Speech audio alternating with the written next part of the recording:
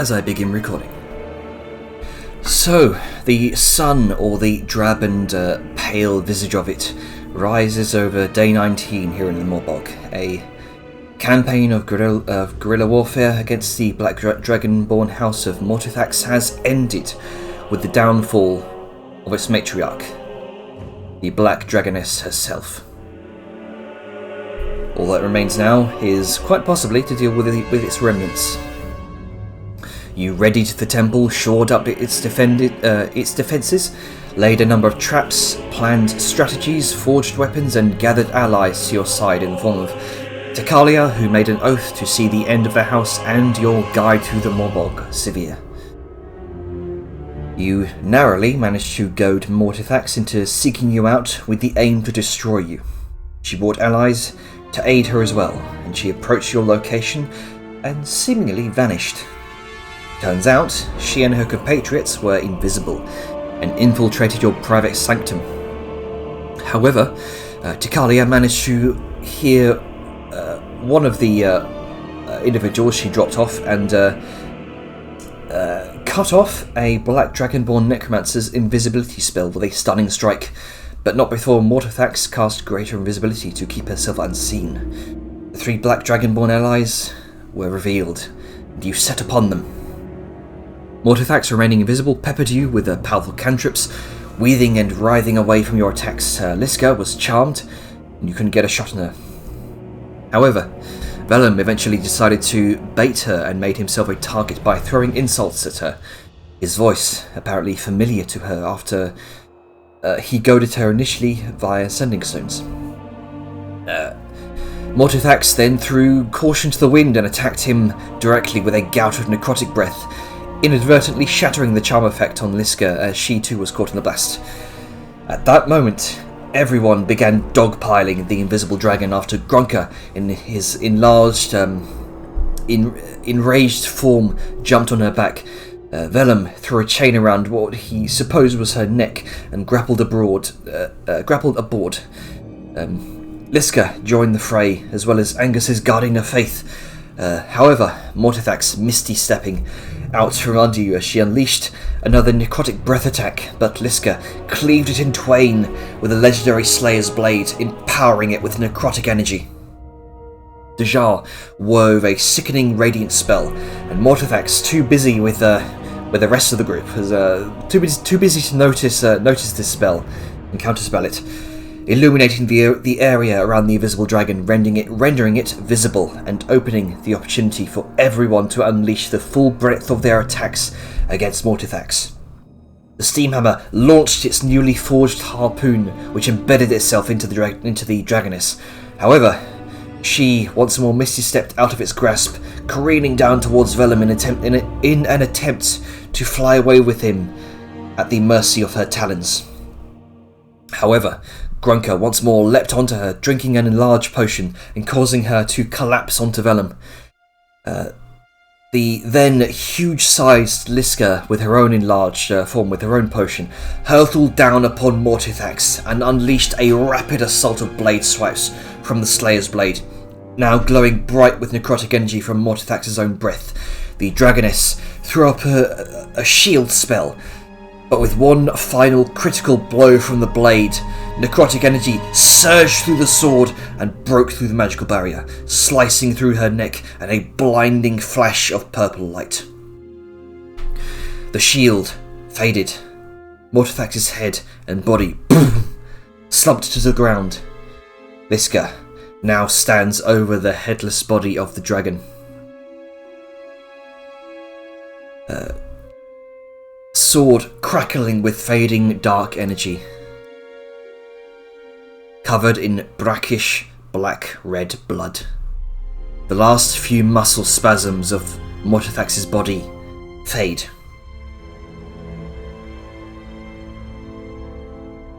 So, one last archer has fled at the sight of Mortithax's demise. Hang on, let me turn down the steam high there. Yeah, one last archer has fled at the sight of Mortithax's demise. An exhausted An exhausted Tikalia shouts down from above the northern end of the temple. One is fleeing to the north. We cannot allow them to bring news of this to the rest of the house. And the adrenaline is still surging through your systems. Hand of Strike, what would you like to do?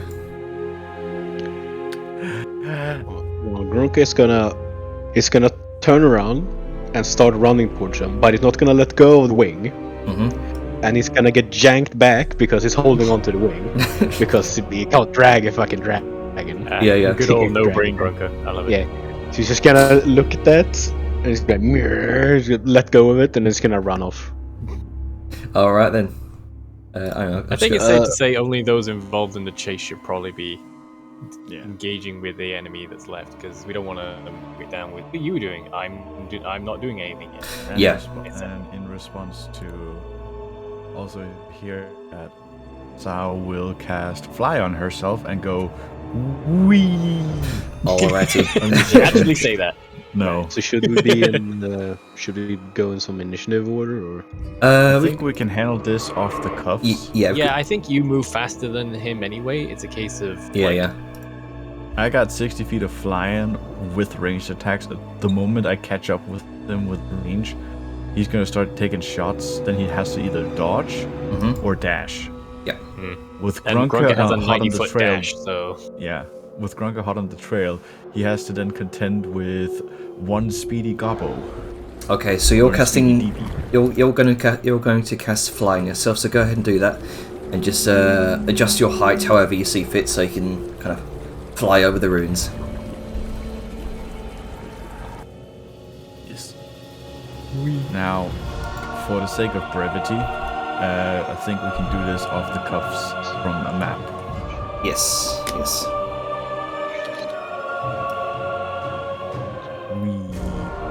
As you cast flying yourself, you feel yourself lift up, and you begin soaring towards where Tikalia pointed out. Yes. You disappear through the exterior barrier, and let's see, perception check, Sayan. Are you really asking me that? Yes. I mean, he may be really good at stealth and hiding in the tree line. Are you really asking me that? Well, with a natural 20 for a 29 total, you can see the escaped archer barreling through the black twisted trees beyond. Occasionally, you see him kind of look hurriedly back over his shoulder, and with a 29, you can see he's pulled what looks like a small stone out from the folds of his coat. Janner? I can't get past this area here because I think the steam map. Oh, right. Yes. Let me just. Boop. Oh, there you go. It was north, did you say, right? Went north. Northwards. Alright. Just gonna run through the fucking black wall. Yep. What's your speed? Your speed is 40, isn't it? It's 40 and then 80 with dash. All right. So you are. Yeah. You can make a perception check as well. Alright. I'm guessing Sao isn't telling where he is. Yeah, I am probably relaying. The ring. Yeah, because I got eyes above, so. So this is with a. Oh, right. Oh, is it with advantage then, or do we have to make a roll at all? Since Sao Yun's telling you, she kind of points out where it is, and you can indeed see the same thing that she does. Okay. And you are rapidly catching up to him. I am going to try and shoot him in the hand. All right. While Grunk is catching up. Okay, so and because I'm actually gonna do this, I'm gonna use my firebolt cantrip through my rifle. There you go. Okay then. Because 120 feet of range is better than my normal range. Okay, so you're not aiming for center mass here. You're aiming for a very tiny object in a sense. So I'll probably have to say this would be. I can shoot him in the neck if that's what you want. That was about what you want. If you want to. All right, party vote. Should I shoot the hand or the neck? Shooting out of the hand. At this point in time, this is your character's decision. Yeah, this is your character's decision. You can shoot it out of the hand, which will be the disadvantage, or you can shoot a center mass, which would be a normal roll. I'm gonna try for the cool thing because Grunker's gonna probably kneecap him, so he's gonna scream and rob it anyway. All right. Do it, girl. Disadvantage is rolled how? I know advantage is control. Make sure you control. In fact, let me. I do need a target actually. Yeah. That's what I'm thinking. Where are you? Drag his ass back here. There you are. Okay, so you are there. There. We'll just say we'll stick you there for the meantime. So you can see this, the Dragonborn Archer. Okay. Target, control, and oof. You happen to have anything against. And I also think I have something else.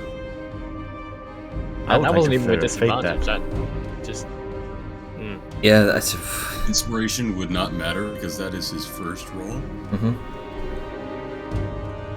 Did you forget to do rebinds after last session? They did mention that they would reset itself with those keybinds. That's why advantage wasn't working. Either way, a nat 1 can't really be improved upon, so. Mm-hmm. Threat of Faith. Maybe? No, fuck it. I don't think no one got a threat of fate besides Liska for the fight. I haven't used mine. Yeah, yet. I'm the only one who really only used lasts it. today. Mm-hmm. Nobody got to use the threat of fate because we got ambushed. Oh, right, okay. Ritual. Dude. Huh. I should read it more often. Anyway, yeah. Grunker, want a kneecap? Yep. I'm going for him. Yep, it's your turn, Grunker. So at this point, you've gained about 10 feet on him because he's also dashing at this point. Actually, Okay. We'll stick you about. We'll just stick you there for the meantime. That's about how close you are away.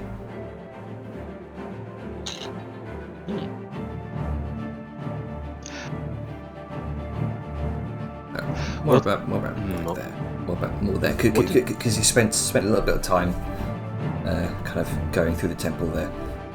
Yeah. So, what level of exhaustion? What did that do? It means that I have the disadvantage on like ability checks, right? Yes. I think so. In fact. Okay. Here you go. Luckily, that doesn't count attack. Yeah. So later one. yeah. So what was because like I guess okay, because I'm still raging. Like I wouldn't get exhaustion yet, but I will end my rage, and then keep running. So it just give me one exhaustion because using the Primal Rage give me an exhaustion. Okay. So I have one level of exhaustion. So I'm gonna keep after him, and the next chance I can, I'm gonna rage again, and I'm gonna use instinctive pounce to begin another little movement. Okay. Is that your turn? Yeah. All right. So let's see. Takalia is going to jump off the edge. She's going to use slow fall. Do remember that I ignore like any sort of water-related rough, difficult terrain because I'm just gonna walk over it. Yep. Okay, slow fall, and she's going to do Step of the Wind.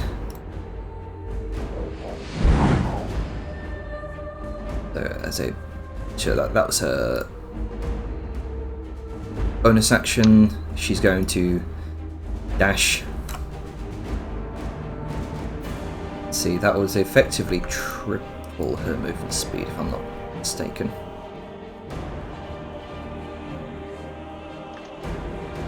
Aren't everybody technically stepping on the wind?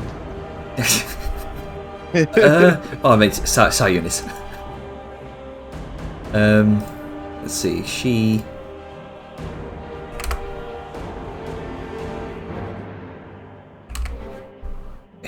started a little bit further away and kind of initiated that a little bit later. It should be about, I'll say, it should be about on equal footing with you, Grunker. Sweet. Okay. Sayun, Kalia, Grunker. Okay. So the Black Dragonborn Archer, he's not going to dash this turn, so that effectively puts him about 10 feet behind. So we'll say, getting closer. You're getting much closer here. 30, 40. No, that'll be 30 feet behind. So there, and you catch up with him. There. All right. So yeah, it's just gonna like, whenever I can, I'm gonna rage. I'm gonna use my movement to do the leap thing, get another extra 20, and then I'm gonna be like with him. So when I'm with him, I am raging again, but it's just gonna be a normal rage. Yeah. Okay. So it's gonna be one of the frenzy rolls. Yeah. So as you kind of catch up with him, since he's not using his action to dash, he's gonna take that. He's going to take that small stone in his hand, kind of bring it up to his to the front of his face, and he kind of says something that you don't quite understand.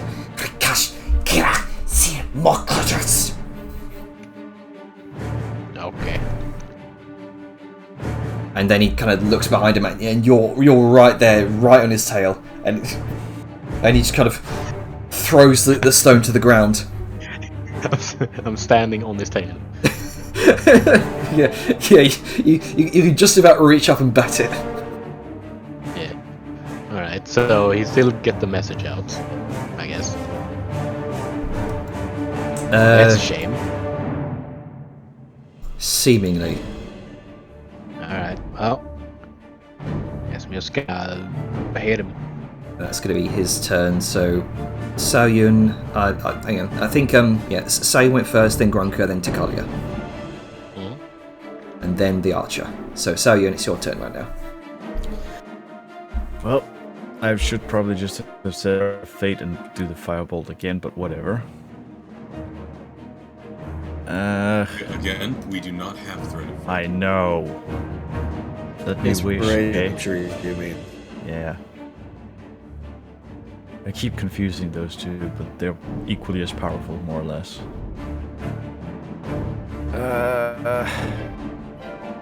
Actually, let me see. Do I?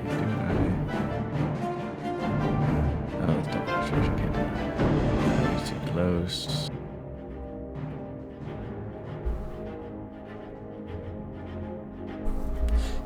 How close is the archer to Grunker? He's 5 feet behind him. 5 feet in front of him. They're adjacent to each other. Mm-hmm.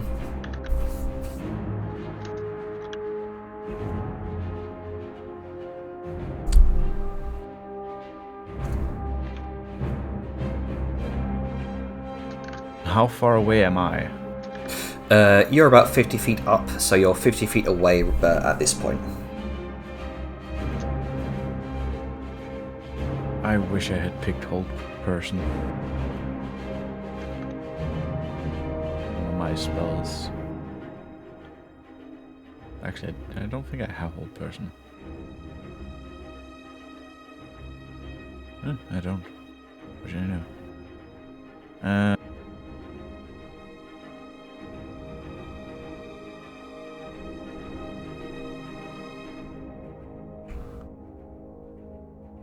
I'm gonna shatter the ground in front of him, and just in front of him. Oh, okay. Specifically, I'm gonna target in such a way that it hits him and the ground, but not Grunker. Alright then. So he needs to make a dexterity save, so just go ahead and cast that spell in front of him. Yes. Gonna ask me to place a thing, probably. Yeah.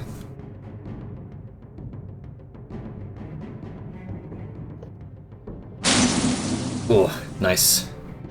And I will say, because it's right in front of him, and the ground just sort of cracks and dents. It has that sort of pothole effect where he's least expecting it. So I'm just gonna have him do an additional dexterity save to see if he falls prone. Suddenly, the ground has become water. Yeah. Let's see, dex save 9. Nope. No. Nope.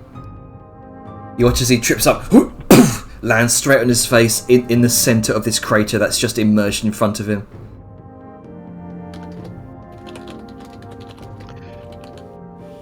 Oh. So I guess I have advantage now. Yeah, you have advantage. I'm currently picturing him falling over, trying to get up, and then Grunker just body jumps him on the back, forcing his head underwater. Well, it's not currently on water right now. This is just more of an interpretive positioning, just to give you a basic idea of that. Oh, 16. That looks so... seven and an 8. Yeah. Extra attack, huh? That hits. Oh, he's dead. Okay. Yeah. He wasn't on very, very, very high health to begin with. Oh, okay. I thought it was like kind of okay. Okay. Just go to make that killing blow. Oh well, as he falls over, he's gonna like so Grunka swings his axe. The dude falls over, he misses, and then he just look down on the ground. He's like, so hit him like a square in the back with that. You watch him kind of begin to try to scramble to his feet in the center of this crater, and then you.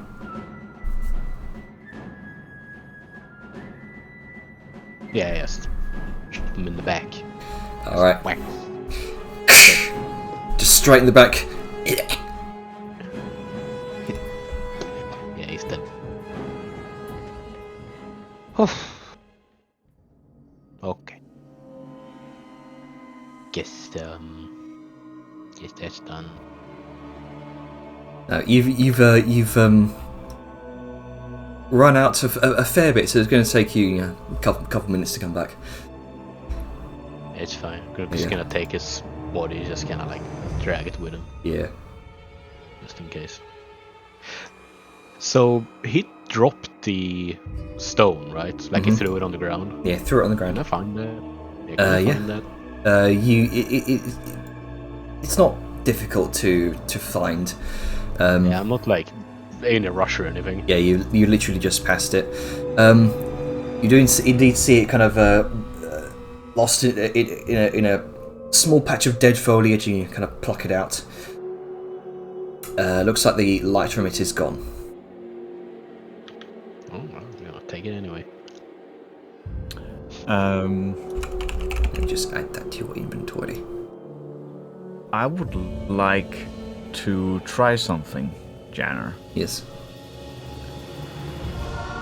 This is more of a technical question to you and to those in the party that actually know this, but if you identify a sting stone, can you check when it was last used?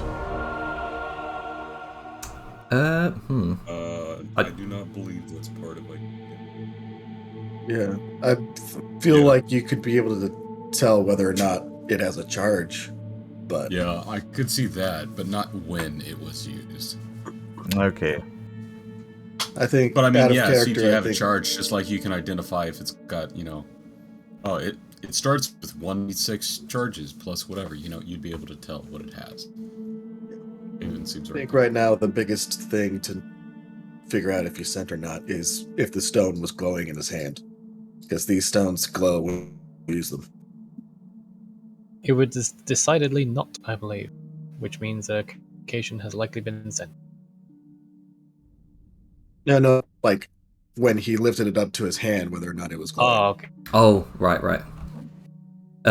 With your earlier 29, with your perception check, you would have seen it glowing. Well,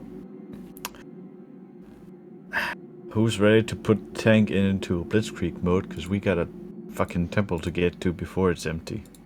Well, we got some angry boys to go murder. Oh, we also have to figure out whether, like, what was the message he sent, because only one person who knows Draconic was near him when he did it, and that's Takalia. True.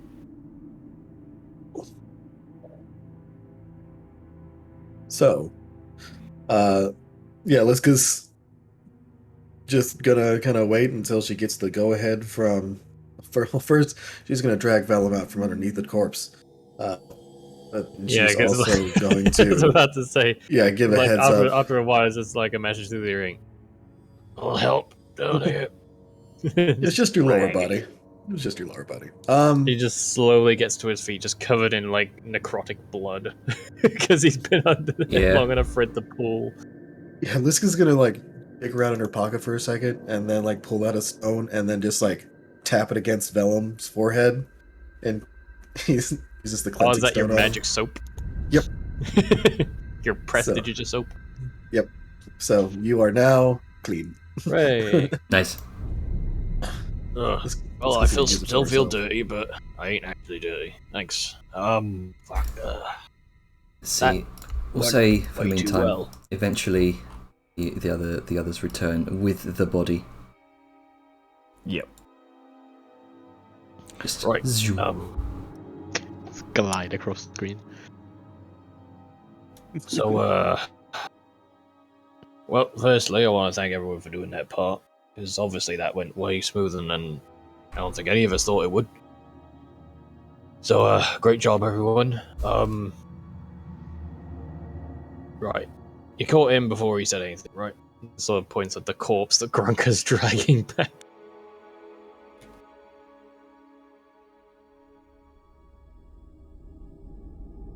Hello? Anyone got an answer? Hello. Sorry, I was just flying. So... You saw things. Yeah, so... Problem. He managed to use the sending stone. I do not know what he said. The only one who was near enough to hear any of it and likely understand it is...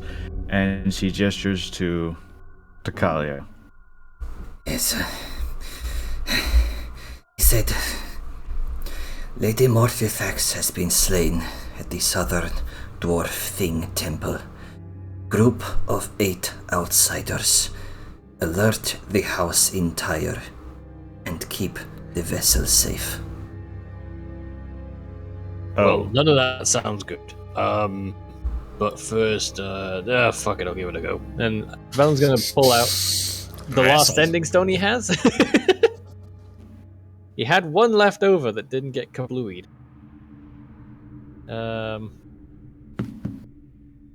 And he's gonna use it to say, in Draconic, obviously. Hang on, let me get my words right before I say this, because sending is always very picky.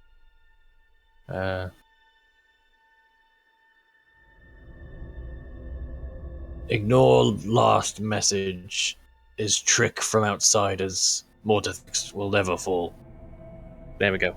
Alright, so go ahead and make a deception check. Oh, and kill the traitor. Yeah, I'm gonna use Flash of Genius on him. We'll wait to see what he rolls. He might I roll don't something. care. And look, you can always have bigger numbers. Especially since I'm untrained in deception. Which one of these sending stones were you using? The only one I have left, because I had 4. I used 3 to do the original message, and I had 1 left over. Right. Okay. Yeah. Don't worry, I know bookkeeping. Alrighty, so deception. Well, I mean, with Flash of Genius, that's less bad. Let me. I'm just hoping they're find so pious that you. they don't think that God will actually die. So, well, we'll see how it goes. You always have inspiration. Yeah, but I'm always stingy about it. Yeah, and then you always have moments where you could. Yeah. Problem is, like everybody has inspiration, we never use it, but we keep Yeah, gaining that's it all well, the it's time. like the elixir paradox. Yeah, so with that in mind, you can always use inspiration. Actually, can I use inspiration to add a passive +5? I don't think No. that's the way it works. That isn't No. actively using something to make something passive. You know what? Fuck it. I'll do a reroll. It's yeah, why not? There goes inspiration. This is kind of important because we could run into a lot more problems if this goes through badly. Hey, so that's a 23 with the Flash of Genius, right? 23. Yeah. All right then. Let's see. Inspiration well spent. Who would be on the other side of this? You don't have to tell me if it works or not, by the way. That's just what Velen's intended. He has no idea if it's going to work. Okay. Somebody took damage from my words, apparently. Oh, it's actually Imagine a bard using cutting words from a standing stone. No, that's Velen suddenly realizes he's got a level in Bard. Actually, That's- does that even work? No, I think you have to see the creature. But that would be hilarious. Just damage people through No, sending that's stones, like, just the that's just the sound something makes when that 20 is rolled. But what if you're looking at someone like through the window, but they can't hear you, so you use the sending stone? I like the idea of sending mail bombs with sending stones and really potent fucking Bard spells. Fun. That's a funny look. A funny idea. All right. But yeah, once he's oh right, sorry. There's probably if there's a response, go ahead. Is there a response, Jane? There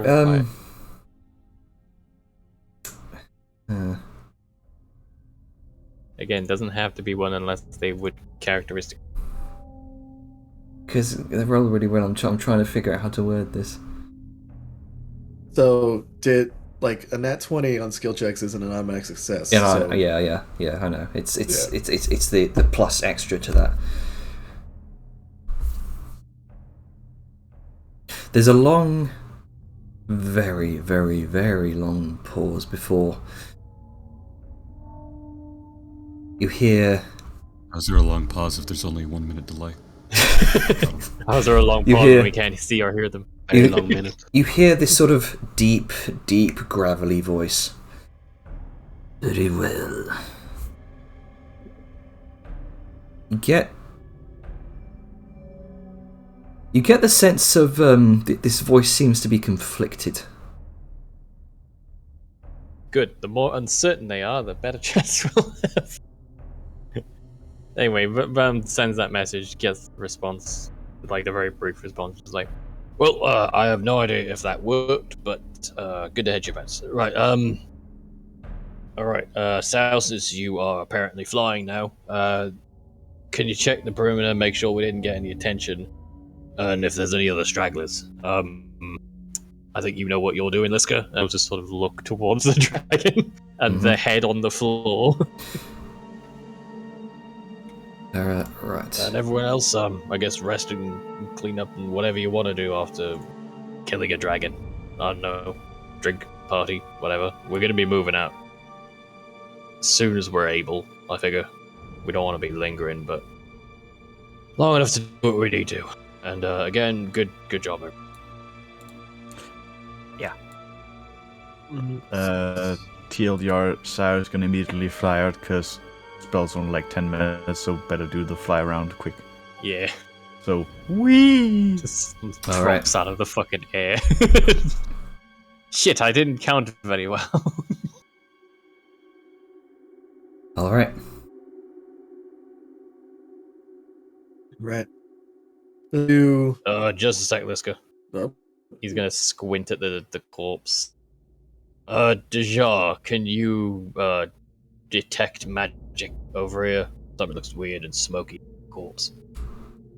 And I don't go towards weird, smoky, necromantic corpses. You were I can under do that. Liska also should still technically be huge. Okay, She wants to be huge as long as possible. I mean, it lasts an hour. Yeah. Okay. Right? So for the sake of this, we'll say Liska's huge.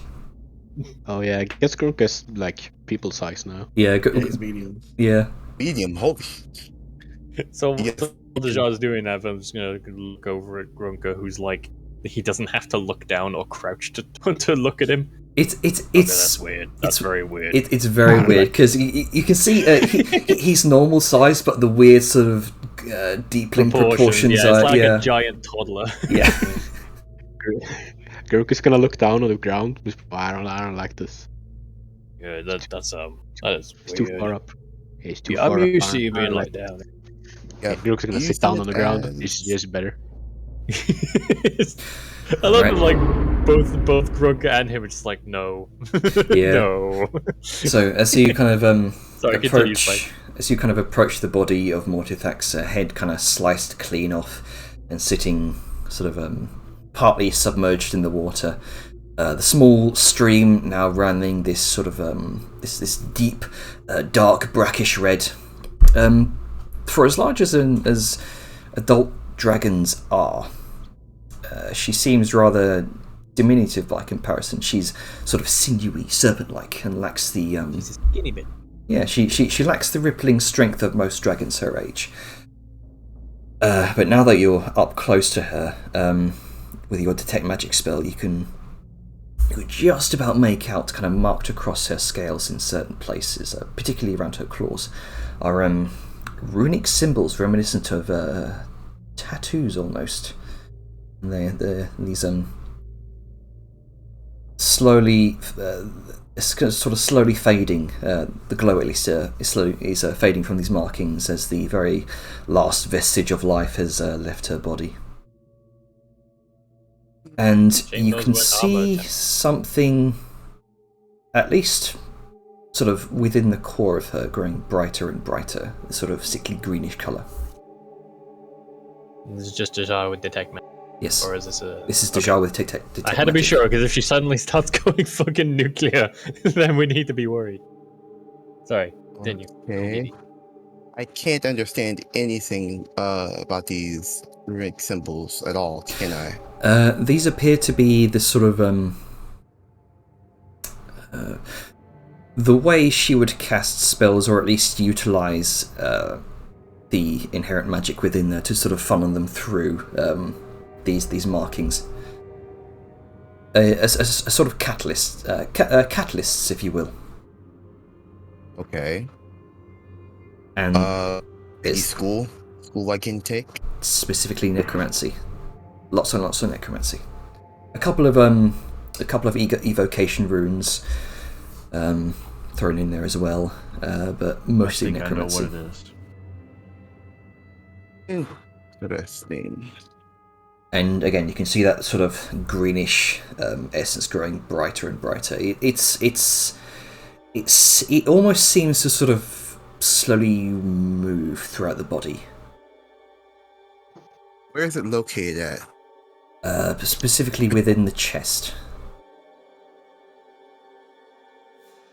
I know what I it will- is, I think. I will look to Liska. Can you tuck open there? And I point to where I see the glowing at. That's not normal. At least from my perspective. Okay. And she'll, I guess, get her kit and just use it to Mm-hmm. slowly and carefully cut open. Yep. We'll say, for the sake of, this isn't going to be how, whether or not you're successful, but how long it's going to take. So just go ahead and roll your harvesting kit with strength. Did I give her aid since I'm pointing exactly where it's at? Yeah, why not? So, the way we're doing tool rolls, because you can't roll advantage on them, we're just going to ignore the roll that's automatically rolled, and you just use the button. There's all the advantage, disadvantage buttons there. Oh yeah, because the tools are weird. Click Yeah. the tool and then it drop in the chat. I was confused. I was like, you can. If you're trying to find it, it should be in your inventory under... Oh, there we go. So, harvesting kit, strength. Oh, it's already set to strength, so yeah, just use the button. Yeah, it has its usual ability score by default, but you do have to hit the button if it uses a different. Yeah. Like I can use different. And I have 6 harvesting kits for each ability score, so I just use the strength. Oh yeah, you. Yeah. I'm trying to find a way Use what you're good at. to condense that down. So just roll advantage. Okay, so 18. Yeah, it doesn't take you too long, especially using the Slayer's Blade. Kind of in order to help the kit along with this endeavor. And you kind of tear apart the chest. You can see as the flesh parts, you can see this sort of black, kind of ropey sinew that sort of reveals the flesh underneath. You can see it's spidered with sort of black veins, and right as you kind of pull it open enough to see the innards, there is a sudden horrid sucking sound and a chorus of shrieks as a torrent of black mist erupts and tears itself away from the body. Ooh. Oh boy. Oh. Oh God. no. Hey Jenner, I don't suppose my ready action counts here. And I'm not Jesus there. Christ. Okay, a lot just happened. Check DMs. Let's. God, so many rolls. Big ol' fuck you, I guess. I guess. Fun fact, without flying, I would Yeah, the thing I sent you on scouting. So this gonna hang on, this erupting black mist sort of tears itself away from the body, lifting the corpse off the ground a couple of inches. The dark mist swirls, giving this ethereal roar, and you watch it in a flash of a moment streaks through the air out of the western wall of the private sanctum's black fog, and the body slumps back down to the ground. That's a big ow, but The deafening silence then fills the air. Janner, Yes. since in the DM I sent you, don't suppose that would give Sneck advantage on the saves? I did a readied action for this sort of shenanigans. No, this is squish. this is a Constitution saving throw. Ooh, well, fair enough. I guess it pierces everything. It's a rattle, yeah. Alright, well, worth asking, because I'd already committed to the act, and I didn't want to cheat on it. Ew. I'm just gonna re-add back my health because I Yes, that wasn't there. in range, because people don't move their pogs. Is this accounting for the fact that they're in the Hallow and have resistance to necrotic damage? Yes. It's still pretty out, but yeah, the good thing Hallow exists. Okay, so it's doing 83 damage with resistance?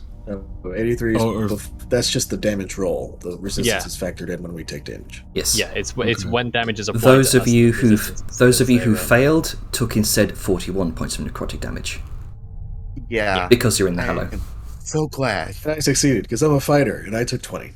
Yeah. I don't know if I succeeded. You I did think not. I failed. I'm very glad I moved away. Ow.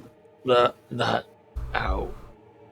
I'm actually going to take a knee because that knocked him down to 20. You guys literally holding their chest. What was that? What happened? Oh, What happened? Is everyone okay? Oh, that's a Fucking good thing dragon Severe wasn't necromancy. nearby. Severe would have died. Yeah. Yeah, good point. Liska looked at Dajar. It's just like, so next time you sense something magical inside a dead body of a dragon, assume it's not good. I will take that as noted. This is my first time, so understood. Severe kind of calls out from. Severe kind of calls out from behind. What the fuck was that? Don't worry about it, Severe.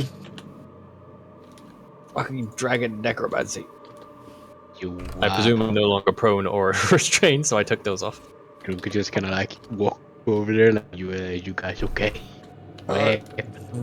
No. No. No, you be careful. I'm gonna go sit down. Well. So, Liska's going to kind of look and point and just be like, so, did anyone else notice that mist went that way? And she, points off it. I have a question. Sure. Alright. This had strong necromantic energies. And it's got me curious. Can that mist leave the area constrained by my hallow that has made a barrier? Also the sanctum. Because if it's a dark soul sort of magic that this makes me think it might be, and protect the vessel. Some got call me it a dark. thinking, Call it a but I dark won't go soul. on that. I'm curious if it can do that. And also sanctum, because if it's anything incorporeal or something like that that would jaunt its way about, maybe the sanctum might block it. I don't know this magic business, but it's worth mentioning. Yeah, so I'm just reading over spell this may be based on. Gruka just put some tape over your necrotic limbs. Don't worry about it; it'll be fine. If it's planar travel too. This is not planar travel. This is not any sort of. It's not like something that was on. This is not any sort of undeath thing. What checks can I do in that fog as I see it? You can make an Arcana check. Can I as well, since it reminds me of something. Yeah, that would. Okay. Why don't you work together as teammates? Yeah, how about I help him with his Arcana check, and I start recalling the information and things I could see from not being ass blasted with the negative energy. That can work. Yeah, go ahead and make an Arcana check. So you kind of control. By the way, Yeah, okay, sorry. I imagine Arngrim sort of made his way out of the tank after seeing this. Seeing the corpse explode with necromancy, yeah, I think he would. It didn't go through for some reason. I'm just holding it down. Did you reset? Yeah, I did. Try holding down right alt. Did people forget their keybind? No, it works for me.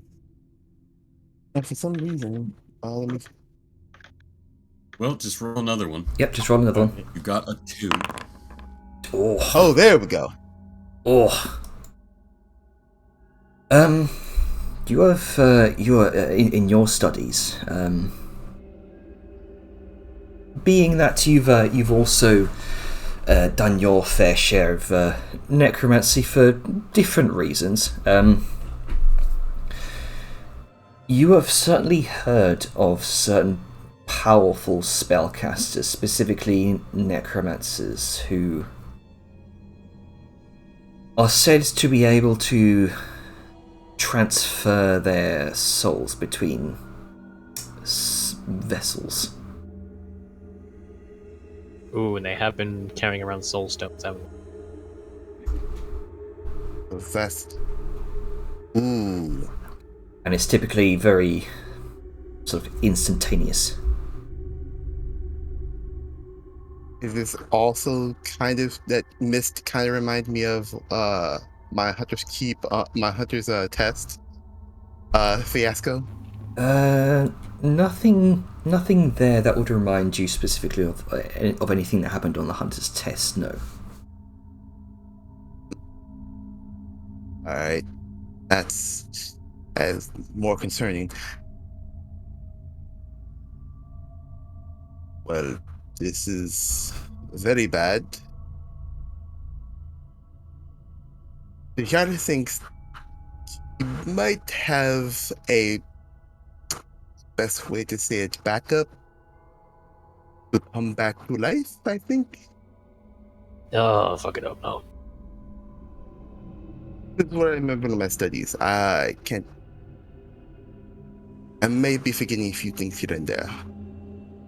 But that's the maturity I do remember. Okay. And that's a very costly spell if she had the time and resources to do so. Ugh. She is a long-lived dragon. It would not surprise me. Also, I was looking at her body. She had runes, symbols on her body for, I think, necromancy and some invocation. So maybe she used her body as a spell book?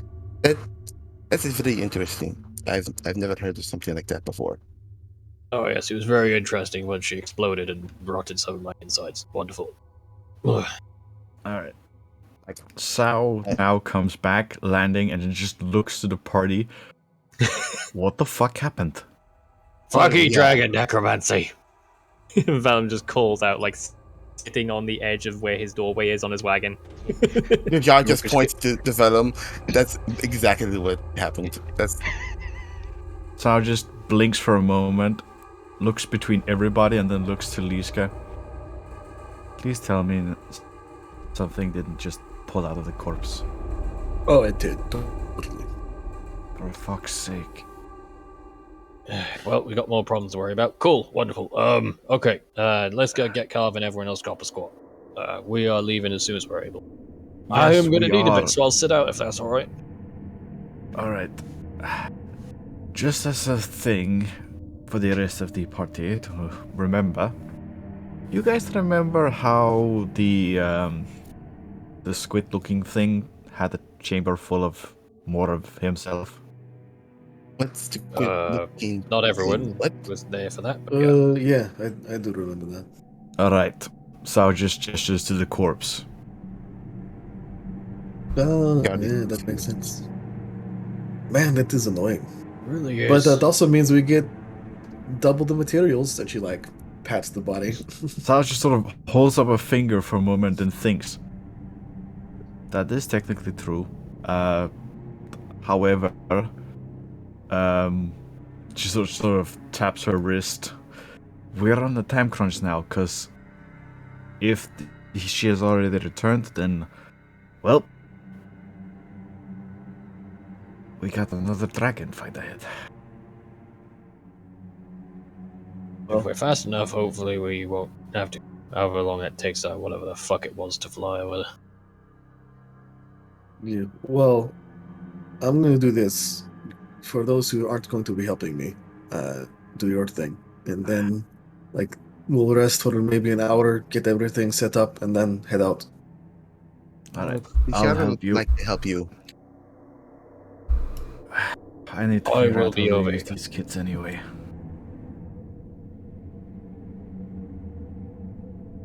Alright, so want to cut up the body of Mortithax.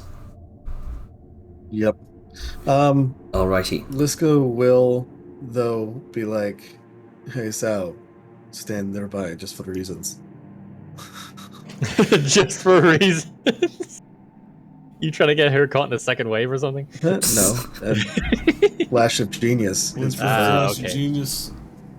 Yeah, I'm gonna probably help do Flash of Genius or whatever I can do to help. Yeah. All right. I think Sylvia is also going to help. You know what? I was pretty useless in that fight. Maybe I can help here. Liska will not say anything. You're no shot. Alright, you have Flash of Genius. And survival check at advantage. Oh, 34. You're not using your harvesting kits? I'd rather use the survival check. Because it's the same thing, and plus, when you're talking about harvesting dragons, you said a survival roll, so I'm using the survival check. I would like to actually just point something out here. I used Flash of Genius before you made the roll. I know, you keep doing that. Yeah, but I targeted you specifically, so you got a buff out of it. Look at your skill automatically check. apply it or something? I think it added the Okay. +4. Yeah, it did. It did. Oh, cool. And then just 30. Good to know. Do that. Right. Because I asked for the tool check thing because I specifically. Hang on. Let me show you here. Oh, so you wait, did no, for like simplicity now? Yeah. Well, I remember last session you were talking about harvesting, like if you roll above a 24 on an adult dragon survival check, then you harvest this much. Wait, hang on. And plus, what's the point of having advantage? Like, I felt the whole purpose of getting expertise in survival was for the harvesting. Is it not? Like, that's why she has her hunter's mark. You know what? Fine, I mean, fine. unless I can get expertise in it. In the harvesting kit, yeah, I would say you'd be able to get you would be able to get expertise in the harvesting kit. So because I'll always use the roll that gives me the higher possible outcome. Yeah. So you'd be able to. As soon as my wisdom goes up, I'll be able to. Yeah. Sorry, continue. Okay, so if you double click on Mortithax there, you'll see all the stuff that you can harvest, and if you click on the items, you'll see the mechanics needed in order to harvest them. Okay. Oh, that's interesting. So if you click, there we go. Okay, Are you able to see that? Yes. Alrighty. Skull, which like technically you already have the eye, the skull, the tongue, and the tooth. Just because she chopped off the head. That kind of yeah. With the skull, there's also the sort of time to dissolve and strip the flesh from the head.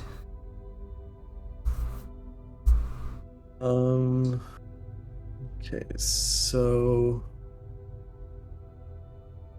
dragon eye. So I'm just gonna take the eyes because. Alrighty. Go for the eyes. Then, yeah. So just because wait. Again, also... Hang on. I just. I show you these because we need to roll for them first. I mean, why? I already took them off the body. Oh, That's right. the 30, isn't it? I mean, yeah. There's a giant head. I'm not gonna take them off the head. Like I'm gonna keep them on the head. Like later on. Oh, right. Line, I see. They want to have the eyes, the horns, and stuff like that. Then yeah, sure. I see. We can do that, but she already has the skull and everything attached to it. "Quote unquote," harvested. Right. Yeah, not. That makes sense. It might not be ready to use for anything else, but we have it. Yeah. And as simple as I'll just switch to gentle repose or whatever. Oh, she has the bag of holding. Yeah. So if you want to harvest them from the skull later on, you can do so. Good for what's left. I don't know if a gargantuan dragon head can fit in the volume of that.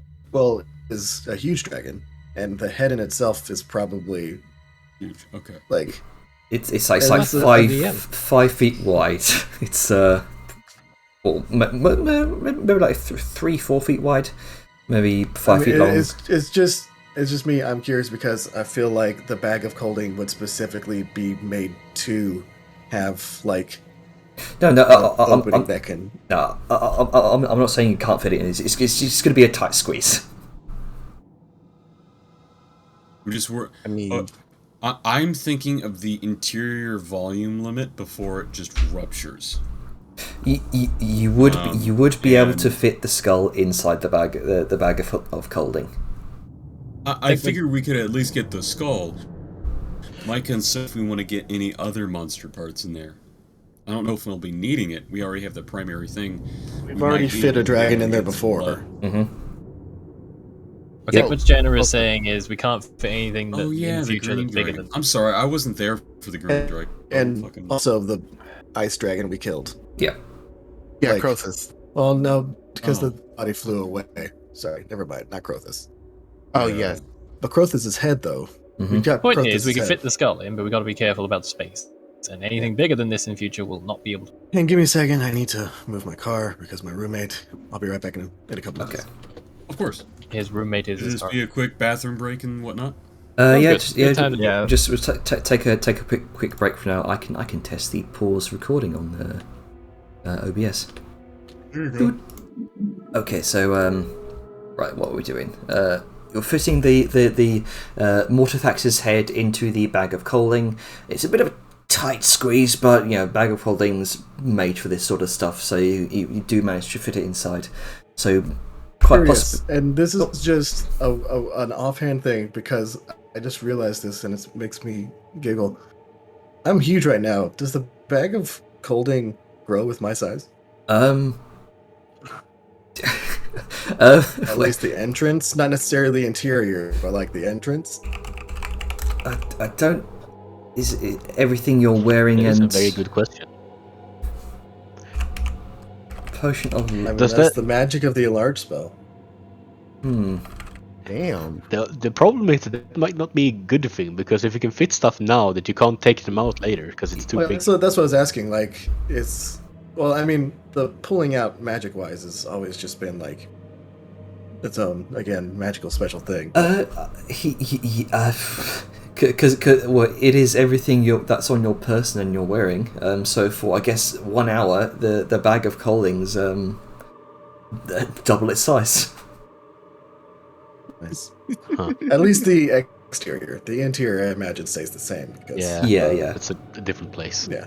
Yeah, because It's just like a hilarious idea. Yeah. There you go. Yeah, just have to have Liska enlarged whenever we pull this shit out. Anyway, so we'll save for the meantime. Got Get rid of the this. dragon teeth because those are also attached to the skull. I think that's about it. Dragon tongue. Yep. And just delete those from the inventory later. let's go. Okay, so claw, gizzard, heart, scales, and a very rare soulstone. Oh.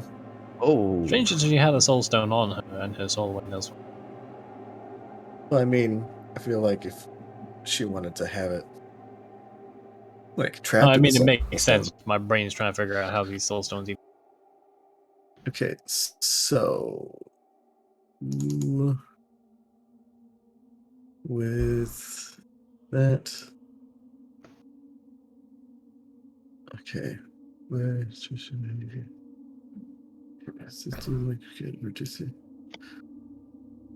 Sorry, just trying to figure out what I need to roll for stuff. Okay. Okay. So for the claws, just 16 check with the harvesting kit for all 16, or 10 for 8. Okay.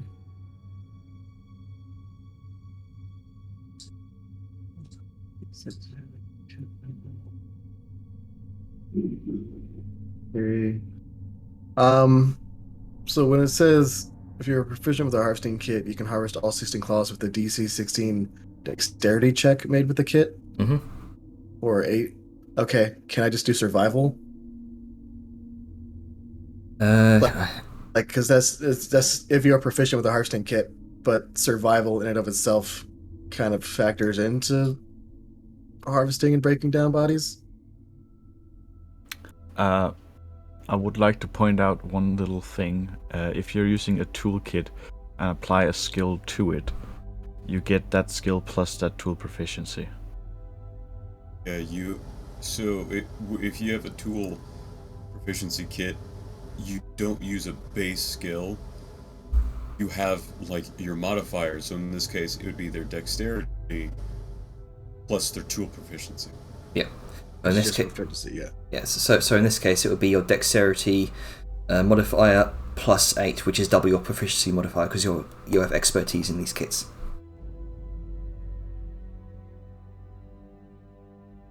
Then how do I fucking factor that in?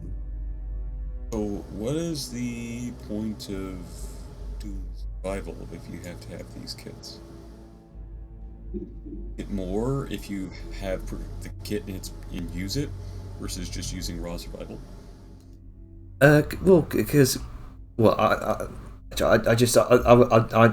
imagined that harvesting kits would be the norm in the Hunter's Keep. You can still use survival for tracking checks and trying to track game. It's the harvesting kits which enable you to harvest body parts of rare creatures. Okay. Normally, getting parts off of creatures is a survival skill. So you've expanded on that, you've taken that away from survival, and you've made it required for the harvesting kit, correct? Yes. Okay. So, alright then, let me, if I have,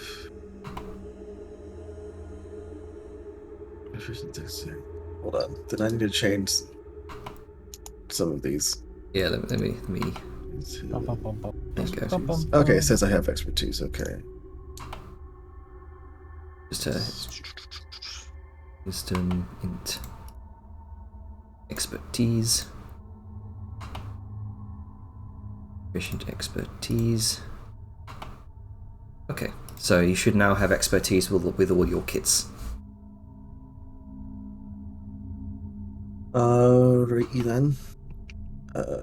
Since I can't do that. Oop. God damn it.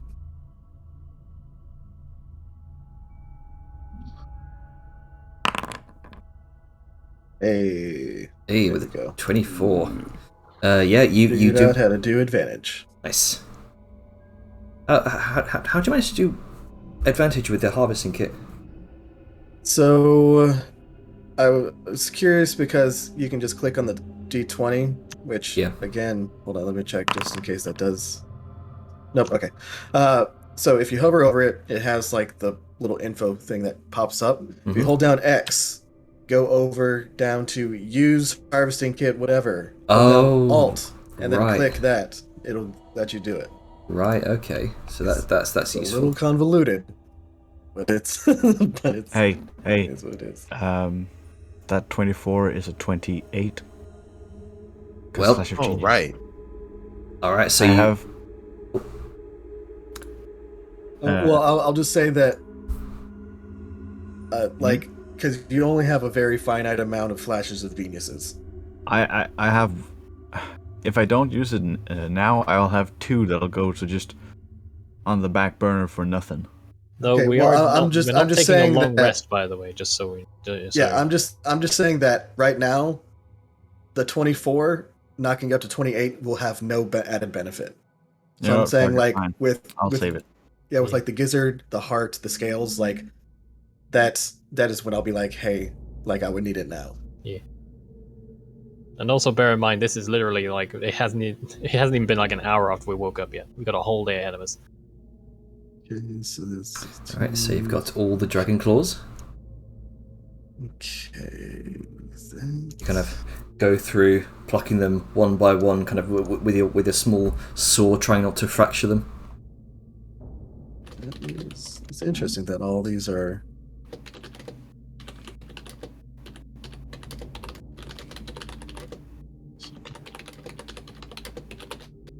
Okay. For just to say like the black dragon scales, it doesn't say what kind of proficiency with the kit it would require. Oh, it's a dexterity check.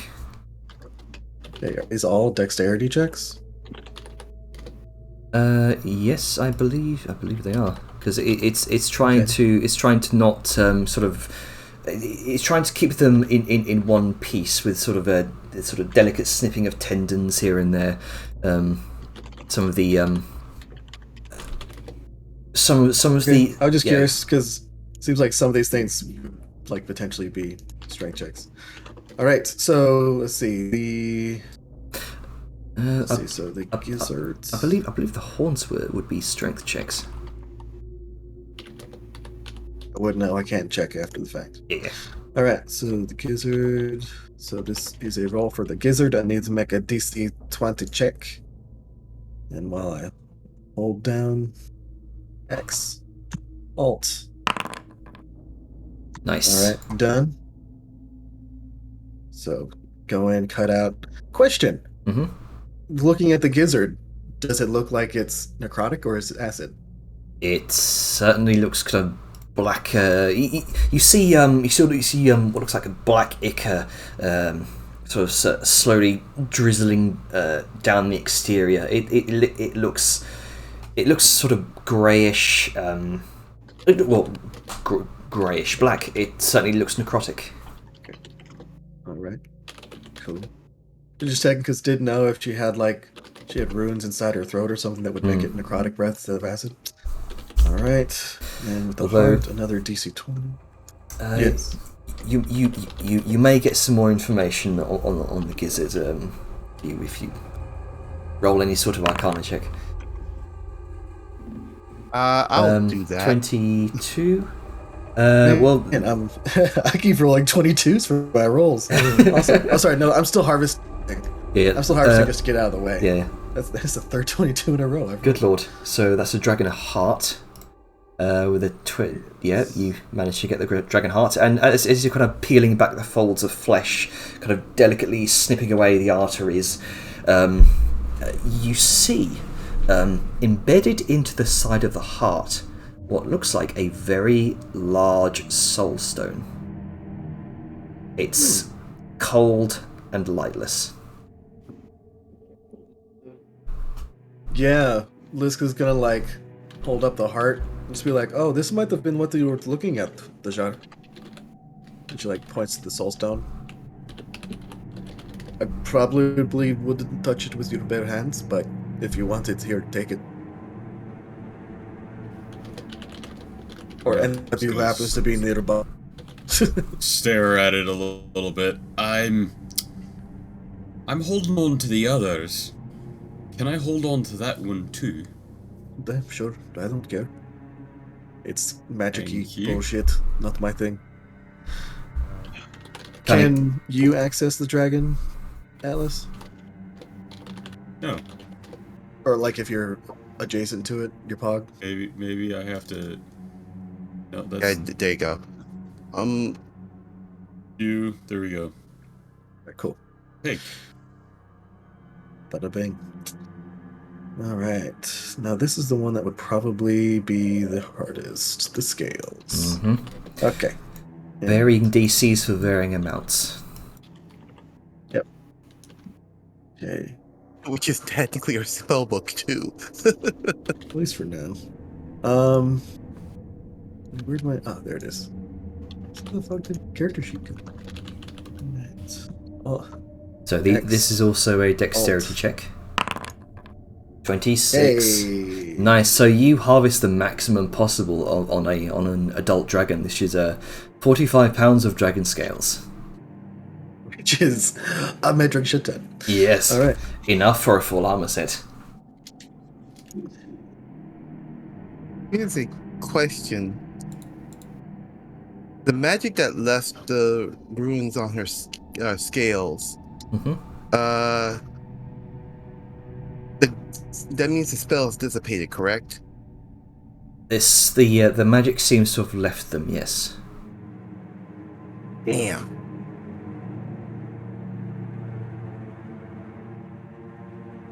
Oh well. They've got new spells, but nope.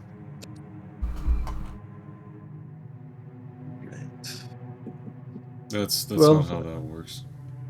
I mean, you could potentially You can still look just at the- copy the runes if it's treated like a spell book rather Potentially. than a scroll. Well, you said that the runes disappeared. That's what he was just asking. The runes disappeared. Well, I mean, unless that's not the case, Jenner. No, What I understood, the magic from the runes. yeah, the magic from the runes has disappeared, but you can still see the runes there. So But the runes are still there. Yeah, the runes are still there. I was missing. And funnily enough, as you kind of look over Dejar, looking over these runes, Angus, as she highlights them, they are distinctly dwarven. Oh, gross. Oh. Gross in that there's dwarven runes being put on a dragon, not gross in that. Hold the fucking phone. What's It's a a phone? phone. Can you translate some of these to me? Don't understand. Yes. Oh, it looks like a grocery list. I'm just kidding. The dragon is the grocery list. You might not be far off, because I'm going to be fucking shopping for whatever the hell's on here. Where are you? Hey. I'm going.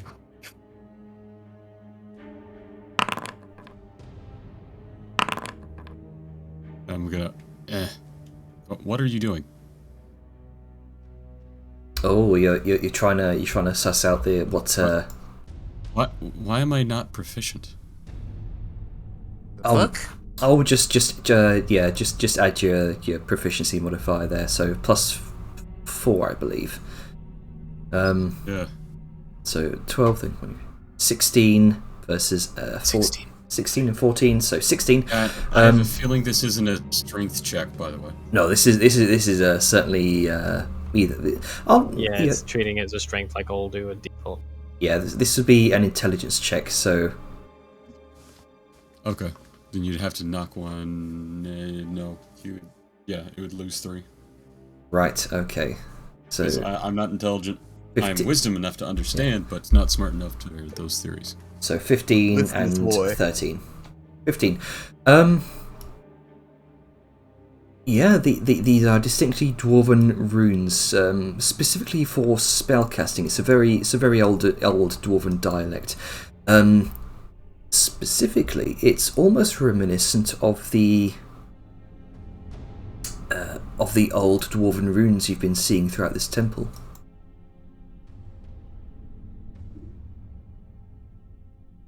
I'm gonna bet my bottom dollar that this is about the fucking dwarf we can't find. You know, the one Angus here has been looking for. Yeah. Oh yeah, Ron the Black. Better than. Shenanigans. What if Ron Right? turned to a dragon? That'd be What if cool. he changed genders and turned into a dragon? But I don't think I that's the mean, you case. don't know. Like, I mean, Liska yeah. looks underneath the back legs. Like, I'm just gonna add. Would this mean if he turned into a dragon, would he be a dwarf dragon or a dragon dwarf? he would be a dragon. He ceases to be a dwarf. Yes, but like dwarf-sized dragon or I mean, he'd still. dwarf dragon. You know, smaller. No, I mean, dwarves are still medium creatures.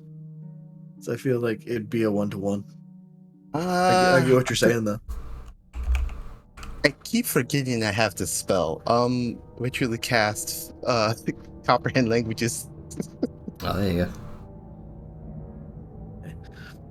go.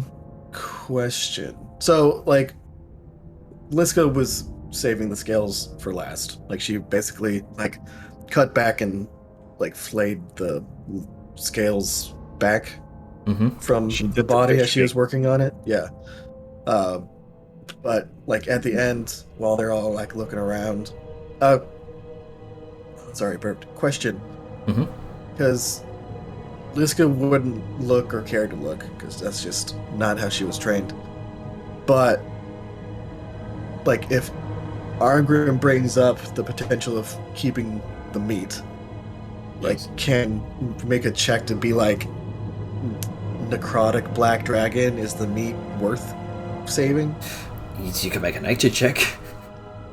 Okay. Would that be can I argue survival instead? Because I feel like that's more survival than nature. Like Yeah. whether or not something's good enough to eat. If it's poisonous. Yeah, you know what? Sure. Checking meat is very much a survival thing. Yeah. Could also be. I mean, unless you're Icelandic, because then you'll eat anything that's 27. halfway rotten. With all this sort of small black necrotic veins running through the body, and the sort of colour of the meat being very sort of greyish instead of the sort of rich red hue that's sort of normal healthy meat is, probably not a good idea to eat this meat. Even if you cook it at 160 degrees for 5 But minutes? you cook it really, really hard. Well, then you'd have charcoal, but but could you eat the Well, shark? no, 106 Fahrenheit. 160 Fahrenheit, not 160 Celsius. oh yeah. I mean, the incorrect one. Unless you want it really, really well done. Technical, and then could we cook the meat, but do the thing where instead of making stock of it, we are then condensing it down to make poison of it? Ooh. Give me the dragon charcoal. Taste. Wait, is the meat inedible? That's what it seems that. Yeah, it seems like there's seems like enough necrosis. yeah. There's necrosis, it seems.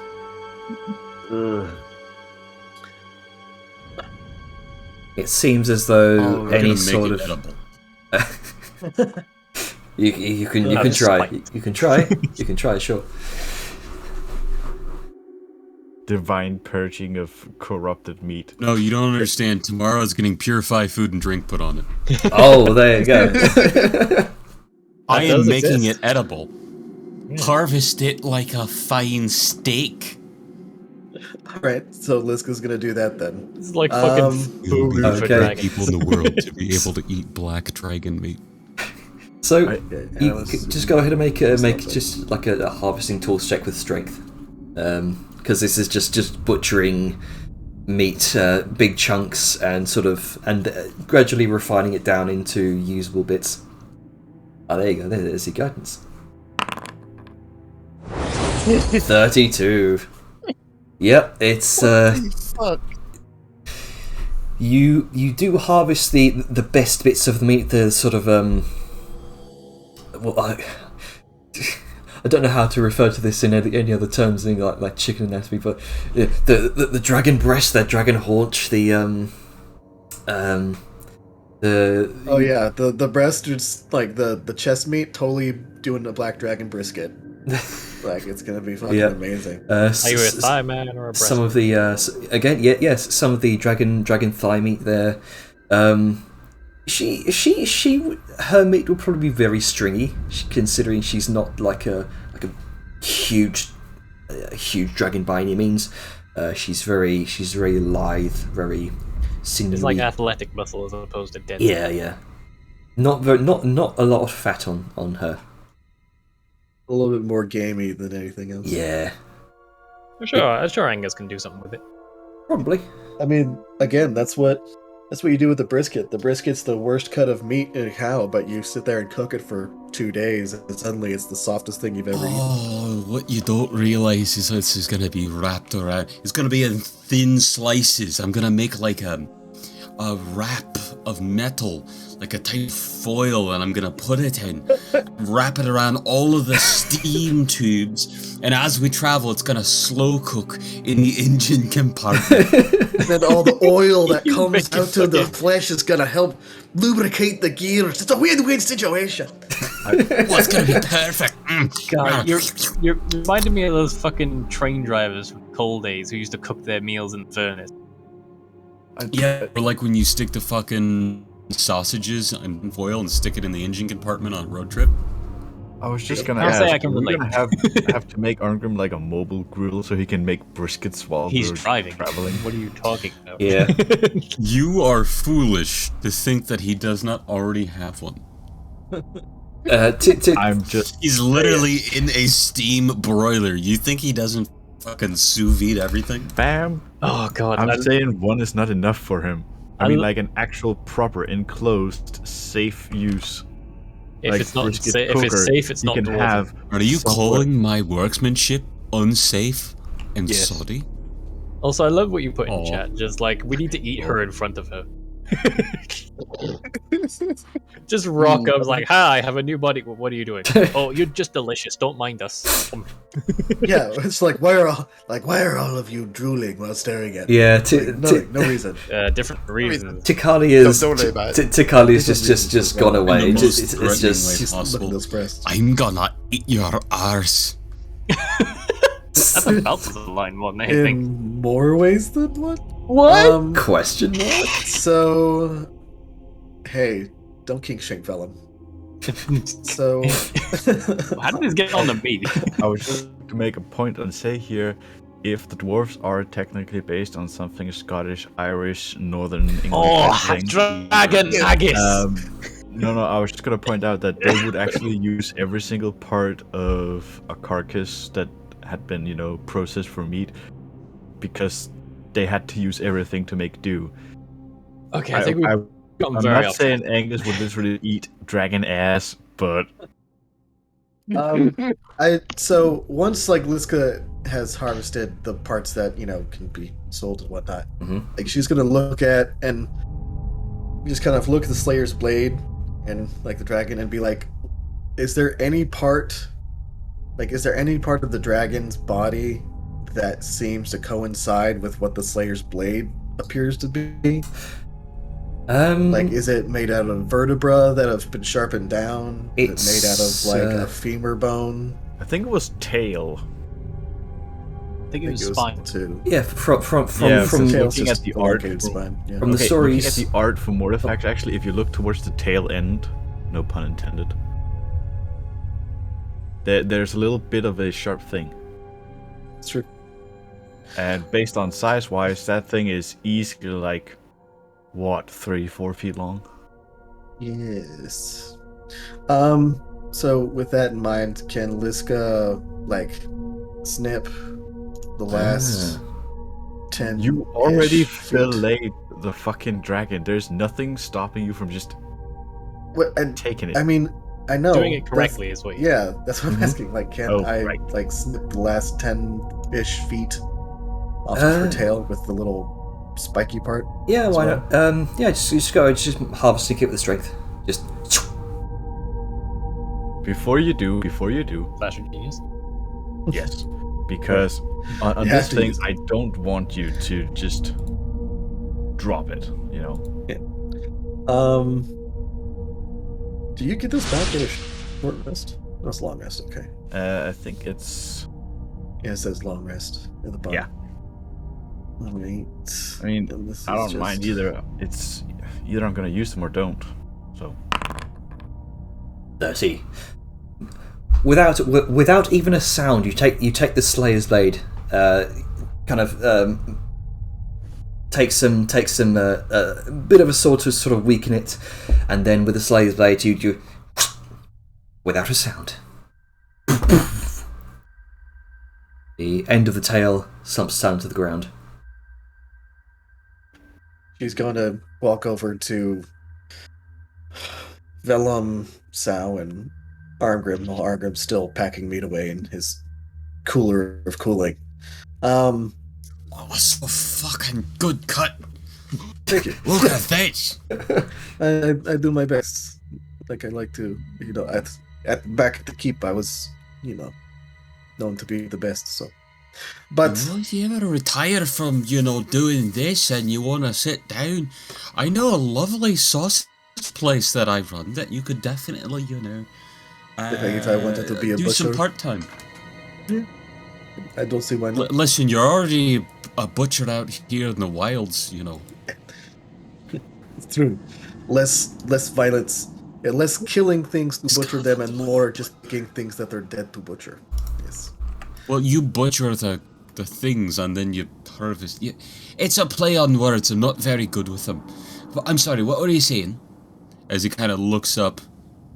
I was thinking, and she holds up the tails. Like I was thinking of making, because I can only have this so long, and she holds up the Slayer's blade. Like, before we have to go back and win it again. But I was thinking perhaps just off of all the dragons that we have defeated and harvested, perhaps we could make another one? Or just another dragon slaying weapon? Charges. To Grunka, or towards his direction with Elm. Hello. Looks back to you. Eld. Thank you. He said Elm at the tree now. Let's collect the bones of every fucking colour of dragon. And then I'll use that with iron to make a special carbon steel. And that will be the base of your blade. Or hammer, or whatever the hell you'd like to use. Like, I'll just sort of thoughtfully strokes her chin for a moment. That doesn't sound like a bad idea, but... Of course it's not. Angus?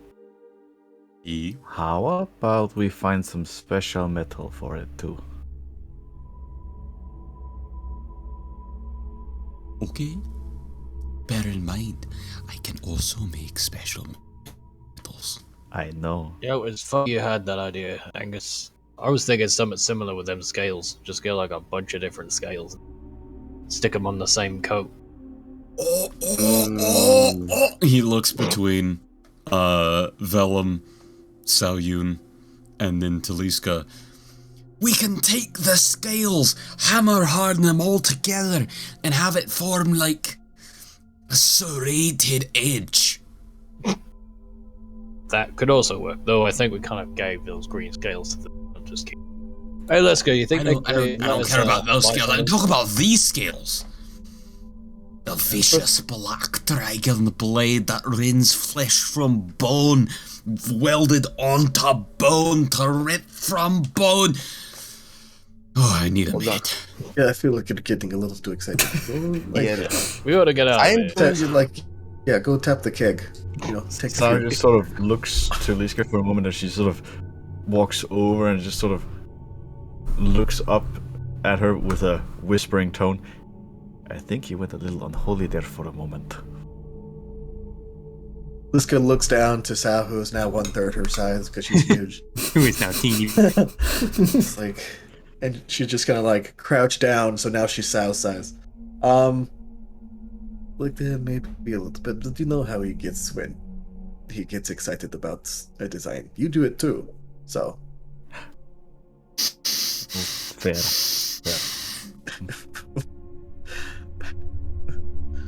But I imagine that wasn't Ogrim, that was him like fiddling with the steam hammer. This is making steam. Yeah, it was just steam go. Andrew, what can I reach from these ruins with comprehend language? Right. Oh yes, because we need to do that, don't we? Let's see, open sheet. Most of the spells that are kind of on the runes on the scales here, you already know. You can see a charm person spell, magic missile, shield, earth tremor. I don't think I have charm person. well done. No, you do. You can also Yeah, see. I do not have charm person. You can also see a familiar spell to you, mirror image, invisibility, misty step. You also see another spell that you know, major image. You also see dispel magic and counterspell. You also see another spell you're familiar with, greater invisibility, you see Dimension Door. Blight is one spell that you are unfamiliar with. As well as a rather unique spell that you are very unfamiliar with. Go ahead and make an Arcana check. Alone. Alright. 23. You see a spell called Shadow of Moil, or at least a spell that you've heard of. Shadow of Moil's such a good spell too.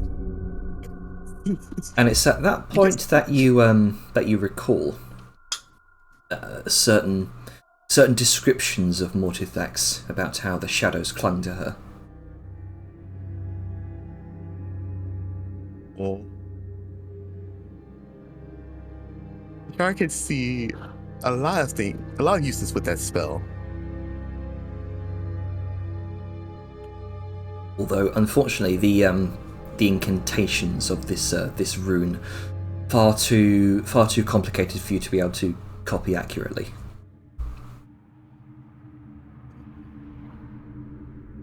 Meaning it's not on your spell list as a wizard.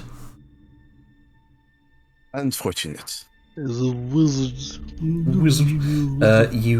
You also see a spell that just go ahead and make another Arcana check for me real quick.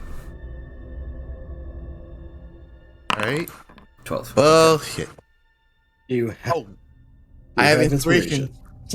Yeah, I'm gonna use it. Alright, roll again. 21. Hey.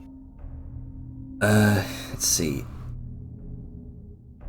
A couple of other spells which are far too complicated for you to copy into your spell book. You gather that with time and experience as a wizard, you may be able to perhaps recognise them in future. One spell you see that is also unfamiliar to you, that seems copyable, is Insect Plague. Ooh. That. Oh boy. You're gonna put it in the book, but I think that just is that reminder of somebody. I'm going to double check to see if that is on the wizard spell list. I'm sure it is. Druid and sorcerer, it seems. Ah, right. Okay, no, you wouldn't be able to put it in your spell book, no. Rip. Aww. Silly dragons and their ability to cast cross-class spells. Classes don't matter to a dragon. They are dragon. I mean, it's true. That sucks. They're generally viewed as the first magic users, so Mm-hmm. I mean, it's not exactly a horse, so. Yeah. Oh, Okay. You are correct, Dougie. Yeah. Dragons are not horses. So 20. Light and Yeah. the only two spells I can get is Blight and Earth Tremor. Charm Person. Earth Tremor. I think. Let me double check that one as well. Earth Tremor 5e. Yes, Earth Tremor. You would be able to copy that into your spellbook. Weakness. Oh, first level spell. Sweet. Charm Person, Earth Tremor, and Blight. Okay. Alrighty. And again, going- most of the other spells you see kind of inscribed into her scales are the spells that you already know. Right. Oh boy. He's just gonna probably look at them and try and jot them down if he can. Before. As Liska's taking off the scales one by one, she occasionally hands you over one with a rune on it, and you kind of copy it down in your spellbook for the meantime. You hand it back over. I was about to say, if she's descaling the entire thing one by one, she'll be there a while. But Yeah, no, she's cutting spots, but she'll pluck out a scale that has a rune on it. Mhm. She's not going to do it one by one. That is Yeah. crazy. Yeah. All right. So you spent. It's at this point then that your enlarge would probably fade because you've been at this for a while. It takes a while to harvest a dragon in its entirety. Oh, yeah. That's understandable. All right. So with that done, Liska's gonna kind of nod, use her little cleansing stone again, just like, and then. That's the most useful thing you've ever bought. Yes. And then she's going to kind of turn around like, okay, I'm going to rest. She's gonna kind of move off and let's see, we do not have the tent right now. So she's just gonna kind of go off, sit, chill, and chill against the wall and just like take a short rest. Oh, right. Good old warm. Yes, Valo's been short resting. Now that we're not getting ambushed. Just as Yara is thinking, looks up. Where is the Bram? Bastion. Out of character. We moved him somewhere safe. He's down. He's down here. I'll go fetch him. And with that, Sao will fetch Bastion, so he's not standing on his lonesome. All right, so there's a short rest for everyone then. Yeah, basically. I think Velen would have already had his, but everyone else. Yo, my dudes. Oh right, yeah, you got your thing. No tents. Hey. Good thing I have a wagon. Oh yeah, you've got no tent, so Tikali would not be up there. Yeah, for you. Butchering the dragon, Tikali has just been not watching. It's strange watching this, and a little bit unsettling. Look at you with your fancy. Oh, there you go. I just summon up my tent and I'll put it back. Cool. Well, Liska also like sleeping in the Hallow, so she's just gonna chill in the Hallow for a little bit. Fuck you, game. You know what? I know. I'll put it down in the Hallow area, because I can do that. Okay, so why did it not? I'm 2 under my maximum. Fuck you, game. Wait, that's okay. You know what? That 2 may save my life. I'm gonna spend 1 more time. Have you accounted for the fact that you get a bonus? Yes, I have. It automatically counts because I have that 10 in the What bonus are you referring to? Just the con bonus? No, I give you a bonus.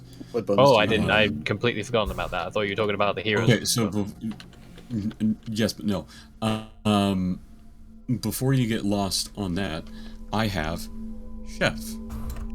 Oh, right. At the end of the short rest, any creature who eats food and spends 1 more hit die regain hit points, an extra. Sorry, tongue-tied. At the end of the short rest, any creature who eats the food and spends 1 more hit dice to regain hit points regains an extra 1d8. Just get a d8 for free for the fact that I'm magically assembling a tent and I'm going to be cooking. Right. Which is light labor for me. I've already spent them, but I can like add a couple of hit die back on to adjust for the average. Okay, and I'll call it that because I don't want to fuck around too much. It was being super weird with me. Like what I rolled has not been factored into my healing. So what? Like I click where the hit die was, and then I do roll. Maybe it's because the plus max is maybe, but I also think it's just because a whole bunch of people rolling at once. That might be kind of freaking it out a bit. Sorry about that. See, so no, I mean it's fine. It is majorly me. You can't deny. Let's see, so that's 19. So 121 plus 19. That would give you. Get dragon fight with half health. Takes the rest of it in explosion. See Sayu kind of riding Bastion back down. Back to where you are. Hilarious if that fucking knocked you on your ass. For all that shit you talked in death, she still clapped you. Yep. And now we're on our way to reclap. Just a question. Why is the spectral guardian still here? Well, I mean, we can stick around. I mean, He lasts for 8 hours. Yeah, he lasts for 8 hours. So he's just there, just idly chilling, just just hanging out. Yeah, that's just Thunder, just hanging out. Why is he not supposed to be here? Is it a problem for you? I'm so used to cleric spells lasting like a minute, 10 minutes at most, not 8 hours. You that pansy thing. This is proper dwarven cleric. Didn't take much to get me back up. Sweet. I rolled a 7 on that D8. Good shit.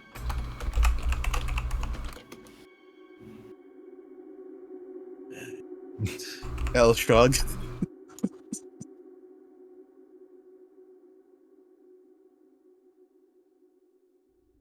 Alright, so as you're all kind of settling down for a moment's rest, is there anything anyone wants to do here? Question my life choices. Wonder if my organs are going to be okay. Yar wants to talk to Liska. So I was gonna take a brief refresher, because, well, dragon just happened, and she needs to take inventory of her stuff. Sorry, did you say Snack was going to talk to Liska? So, Yep. Go for it. Talk. Liska's just kind of chilling. So, Argrim cast a tent down here somewhere, or where did you back where it was? Yeah, it's in the Hallow. I put it in there. Oh, okay. Yeah, I can't like move it without moving a bunch of walls and No, that's tiles fine. and stuff. So Liska's there. just gonna Liska's just gonna be kind of like Imagination. chilling, munching, just kind of patching herself up, overcoming what injury she might have gotten. Yara's gonna have her spellbook in hand. Slithering toward Liska. Liska, Yara has 2 questions for you, since Liska might have 2 answers.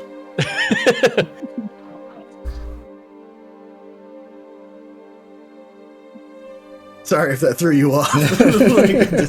kind of did. In institutionalized snake racism, it's fine. If Dejark can talk in third I person, think it's a racial thing. Or a cultural thing, at least. I feel like it's probably more likely just a language thing. Like, Maybe, in their language, they don't say I, they use their name. This one. The name or this one. Sorry, I'm This one would like to know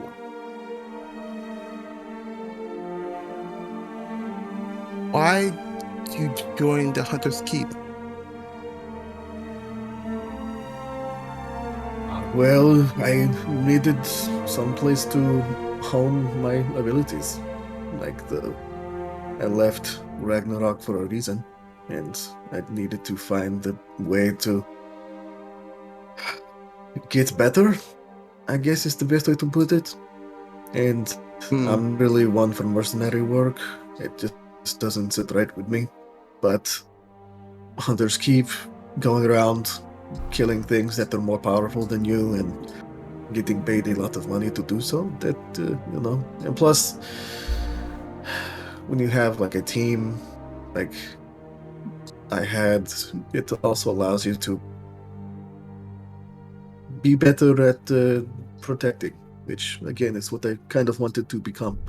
I wanted to be a better protector instead of just killing, which I was already good at, but protecting is a lot more difficult than killing.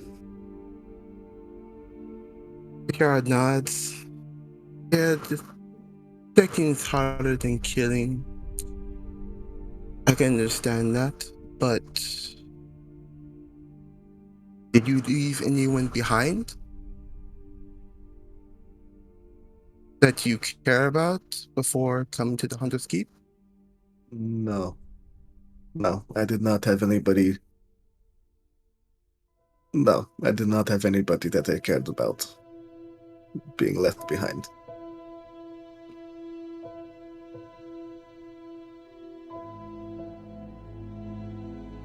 Sounds odd to say, but why are you called the Blue Dragon? You don't look like a dragon. I just doesn't understand.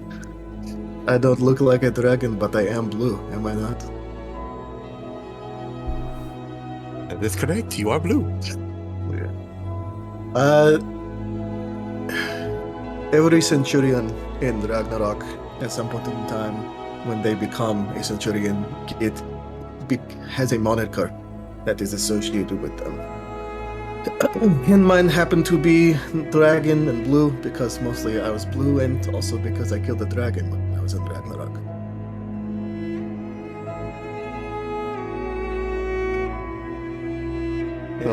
It also happened to be blue. You have a lot of experience killing. She points to the corpse, or what's left of the corpse of Morthathax, killing those things. That is slightly bloody bones that are left. Yes. Yes. Yes, I have a certain dislike of dragons, or at least the chromatic type.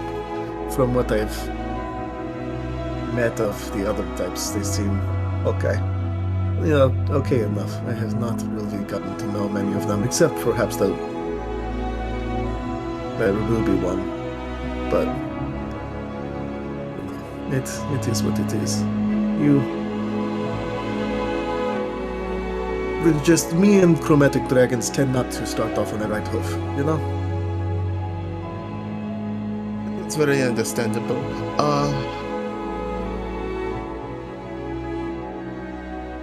Protecting.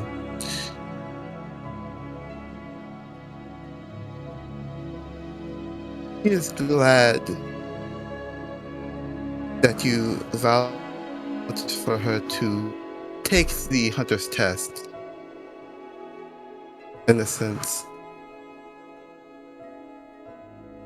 Well, I don't see why. We can always use more people trying to rid the world of dangerous things. We have had a lot worse individuals in the Hunter's Keep. But as long as they do their job, as long as they don't cause unnecessary damage and violence towards others, then you do what you can. But as it stands, you seem to be a good individual. And you seem to be a good magic. She kind of wiggles her fingers. It's like magic person. From what I can see. Like that. Was that you that did the... She kind of lifts her hands up. And kind of like she's holding a ball. It's like that glowy thing in the sky that yes, above the car. That was fine. That was me. Okay, cool. Then yeah, like I said, you seem to be very capable, a very capable magic person. Wizard, I guess they call it wizard. Is that what you prefer to be called? Yeah, I prefer wizard. Yes. Okay. Easier to say than magic person. So, wizard. But yeah, I have my thing. She kind of wraps her fingers on her shield that's lying across her legs, and you have yours. We're both good at what we do. Mine was not always easy. I had to learn it. I was quite rebellious doing so. Oh yeah, I was... When you're young and headstrong in the Steel Legion, they really kind of beat the fuck out of you. So, I can understand that. But, that is also what discipline is. You discipline yourself to become better, to learn, to focus. So... I've learned a lot of discipline with that test. That test showed a lot about me that I guess I denied myself.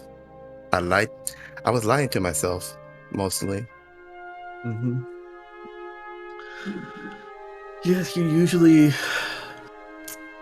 usually when you are on the brink of life and death that you really get to see what kind of person you are. I think it's a good reason that she just kind of shrugged her shoulders, like, there is a reason we have more capable hunters usually going with initiates on their initiation, but sometimes you can't. And yes, we might lose a few initiates here and there, but those who make it through tend to have a better understanding of themselves and an idea of what they want to do. So, I'm glad you made it through. Thanks you. But in all honesty, I'm here who looks up to the dome, the darkened dome, and then look to her hands. I did it because of a promise, and not the promises I said before. One with someone that was very dear to me. I would live for the both of us. I can understand that.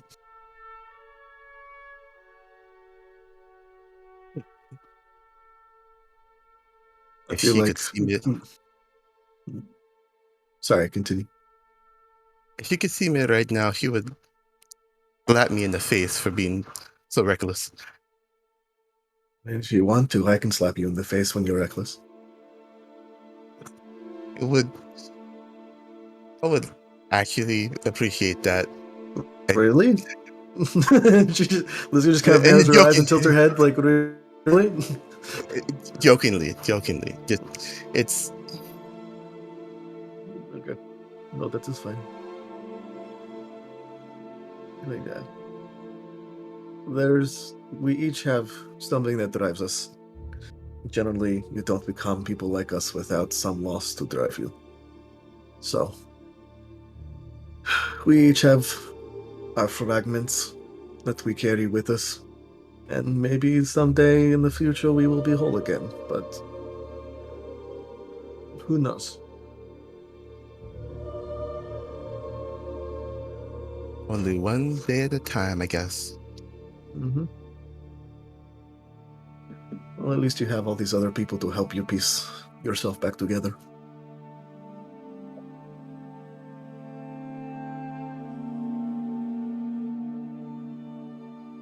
And I will make sure that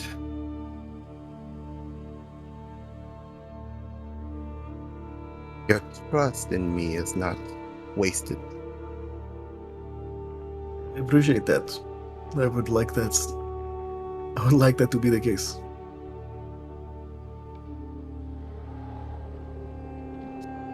So, all right, and Liska's gonna look around, see how everyone else is doing, because I feel like the short rest is coming to a close. If anyone else wants to do anything, but yeah, Liska's gonna kind of get up to dust her hands I'm off. trying to cook the poison out of a sampler. Sounds legit. mostly quiet, so nothing from him. Just go ahead and roll your cook's utensils, Angus. I'm kind of worried at some point Angus is just gonna fucking make a pressure cooker. I thought you were going to say explode, but I suppose pressure cookers do explode. Technically, it's not far off from his steam engine. Inventory, cook's utensils. 16. You spend the short rest trying to cook this small palm-sized sample of Mortithax's meat.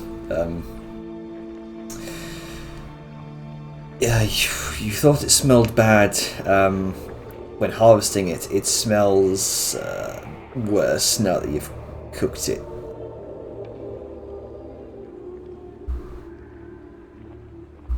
There's a tentative sort of tongue that comes out.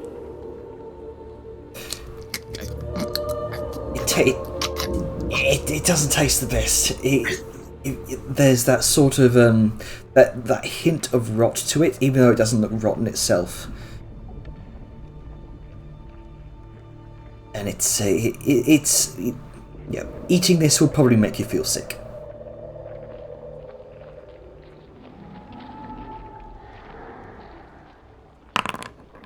Is he considered?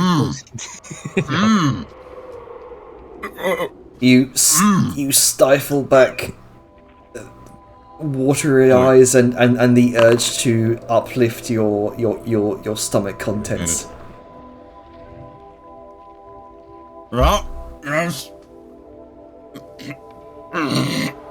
You notice a couple of black veins around Angus's mouth before they kind of recede due to his dwarven constitution.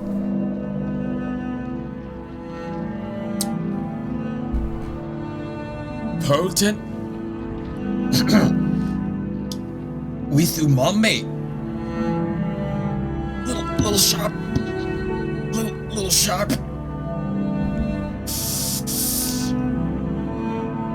That needs a purify. Okay. And he kind of scrapes that off into the fire. Who wants travel biscuit rations? So just having caught the last tail end of what just happened with Angus, she just looks at him and be like, I'm inclined to accept. Great. No. Great. I like to think that Argro's travel biscuits are like the Red Lobster bit, like. Oh yeah, they're garlic, butter and herb like crusted. butter, garlic, Yeah. Oh man, those are so fucking. They are. There's real chunks of. It's not like a fine. There's like chunks of garlic in there, like chocolate chip cookies, but it's cooked so it's soft. Roast garlic. I'm currently picturing like somebody tries to sell Angus like traveling rations, and he just looks at them with sort of disdain because they're like several tiers of quality lower than what he makes. Like, how fucking dare you? Angus is literally Gordon Ramsay in this world. Regardless, he's a cook at heart. Angus Ramsay. It's gourmet Ramsay. travel biscuits. Alright, so as you settle down for It's just this. a short meal of travel biscuits from made by Angus himself. I mean, the travel biscuits, yeah, but these are this is M&S food. This Americans won't get it, Jenner. Yeah. This is Angus's travel biscuits. They are gourmet here. They are high class food here. Oh yeah, I guess also, what do y'all think when when I mentioned the Red Lobster biscuits? Like, did you think our version of cookies, or do you know No, about because the I've actual seen a Red video Lobster? of two people arguing between Red Lobster biscuits and the infinite breadsticks of Olive Garden. So I know what they are based on very passionate descriptions of them. They're so good. They're so fucking Yeah. Yeah. They're so fucking amazing. I can taste them thinking about it. Oh yeah. Same. Okay. Enough mouth We are watering. getting off We're track. getting off track. Yeah. Yeah. My mouth is buttered right now. Yeah. So Somebody help me remember to Uber Eats some Red Lobster once this session is done. yeah. Okay, so as you all finish your short rest here, you kind of. I imagine you're packing off. You packing up to set. You wanted to set off as soon as possible, yeah. Yes. Yeah. Since we don't like light work is considered okay in a short rest. Like Liska will get down, she'll eat just kind of like to rest and come off the adrenaline of battle, and then she'll help everybody with like packing and getting stuff set up. Yep. She's gonna look to Arngrim, and then she's gonna look to the steam tank. It's like, Arngrim, I think you offhandedly joked about it, but if you could gentle repose her head, would you want to put it on the front of the steam tank, of the steam hammer?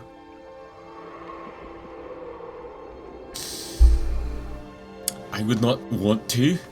I am compelled to in order to assert dominance, and I would love for you to mount it. Okay. All right. You're capable of doing the gentle repose. No, let's not like that. See, Bad Grunka. Spray bottle. it's worse because like, if you could gentle repose, and then there was a gap, and then head is what I got. It's like if you could gentle repose head. I mean, that was what you asked. If you could gentle repose her I head. thought there was a the in there somewhere. Okay, never mind. My ears were working correctly. Carry on. All right. If you could gentle repose her head. So you just keeping all the flesh on it, all the. Yeah, we're not doing anything to it. I'm just gonna keep it there. Okay. Because gentle repose lasts for what is it, a week? Like 10 days. Oh shit. Well then, I will say sure. You would be able to. You would certainly be able to preserve the head with gentle repose. Nice. It's a ritual. Mm-hmm. So can we harvest the wings? You can attempt to. I mean, yeah, I don't see why not. Is there something specific you want to harvest, like the entirety, or just the? Let's webbing? harvest the entire wings, because Are you that gonna would put make the the wings coolest on the side fucking. of the? No, hear me out. We hold on to the wings to make the coolest fucking base for like an airship for Sal. Oh, that's true. Cause she's talked to me about that. Like, oh, wait a fucking minute. These things can hold some heavy bitch up. Huh. So yeah, sure. Let's go. Will. Where are you going to put them? To harvest. I mean, if you gentle repose, you can just put them on the side of the steam hammer. I mean, attach them to the booze wagon or jerky. I guess, but wouldn't they sort of be dragging along the ground a bit? I mean, if you can. What I'm imagining is, you fold them up and bundle them up because they are meant to fold in. We're gonna toss off jerky. Yeah, I'm just gonna point one thing out here, guys. Yeah. We fold the wings up like they would on her back, except we bind them with rope so they don't unfold. Dragons don't work like that. They're attached to the arms. I know. No, this one's not. That's a wyvern. It is though, because I asked for a reference, and it said their wings like attached to the arms. Yeah, I'm talking about folding the wings like section by section in. Mm-hmm. Say, well, not just okay. harmonic. Well, you said on her back, so I thought you. Yeah. So wait, she is not a quadrupedal with wings. Nope. She is a bipedal with wings. Dragons in this world have 4 limbs, 2 of which are wings.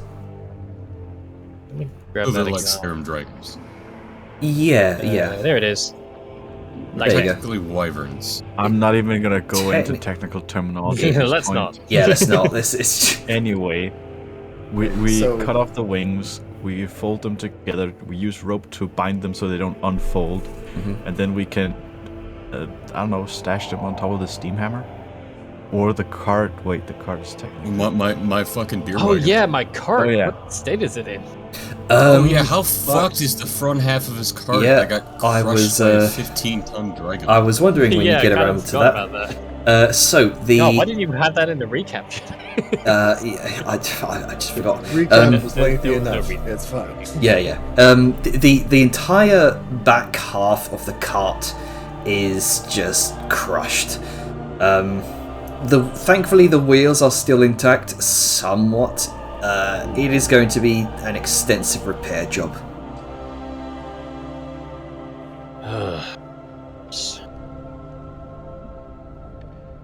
I mean, you could kind of keep this cart rolling with the crushed back half. You would just be entirely exposed. Would it slow us down? That's the important question. I don't care about it being exposed. I can deal with that later, but is it going to slow us down? With a few repairs to the wheels, you could get it functioning as normal. How much time are we talking? This would be at least an hour. An hour. Don't even know if I have the tools to repair this. That's the problem. Because Velen took his short rest while everyone was harvesting. Hypothetically, he could I know. I'm seeing if I'm capable of doing it in the first place, because I know I have time to. An hour. I think what he means is using his clerical thing, he can get you wheels in an hour. Oh, I'm a magic person. I can just do it. That specify what you meant. I thought you were answering my question about how long it would take. He was. Why am I saying just an hour? Okay. Go it. Think, Vellum, think. Listen. Okay. Just every one of these insignificant carts. All right, I get it now. So Velem's gonna be done looking over the disaster of his cart, and then let Angus magic you up some wheels. Yeah, I was getting You'll have to an that, hour Ducky. to do your 30 minutes thing because you missed it out on this Ducky? morning, by the way. Ducky. I was literally about to leap into the roleplay asking to do that. So once he's come to terms with the fact that this some bitch is wrecked and there's no way he's going to be able to patch it up even with people's help, he's going to make his way over to the tent, and assumedly Angus is there. Angus, I need a favor if you're able. Hey? In the fight, that skinny bitch wrecked my wagon. And seeing as you made that booze wagon for the back of your steam hammer, I was wondering if you could knock me up something. Just, it doesn't have to be. What my booze wagon? Didn't he make did he make like a booze wagon to attach to the back of the steam hammer? He did. It's called the flagon wagon. Ah, the flagon wagon.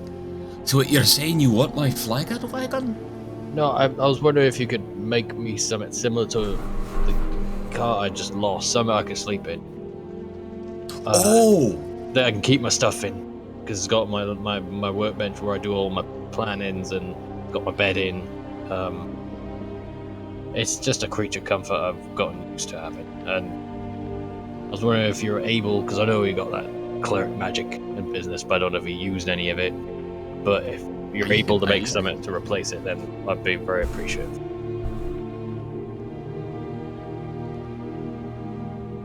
Hey, I can do that. Let me see the wagon. What's the state of the condition and repairs? Well, the front half is missing. No, back half, sorry.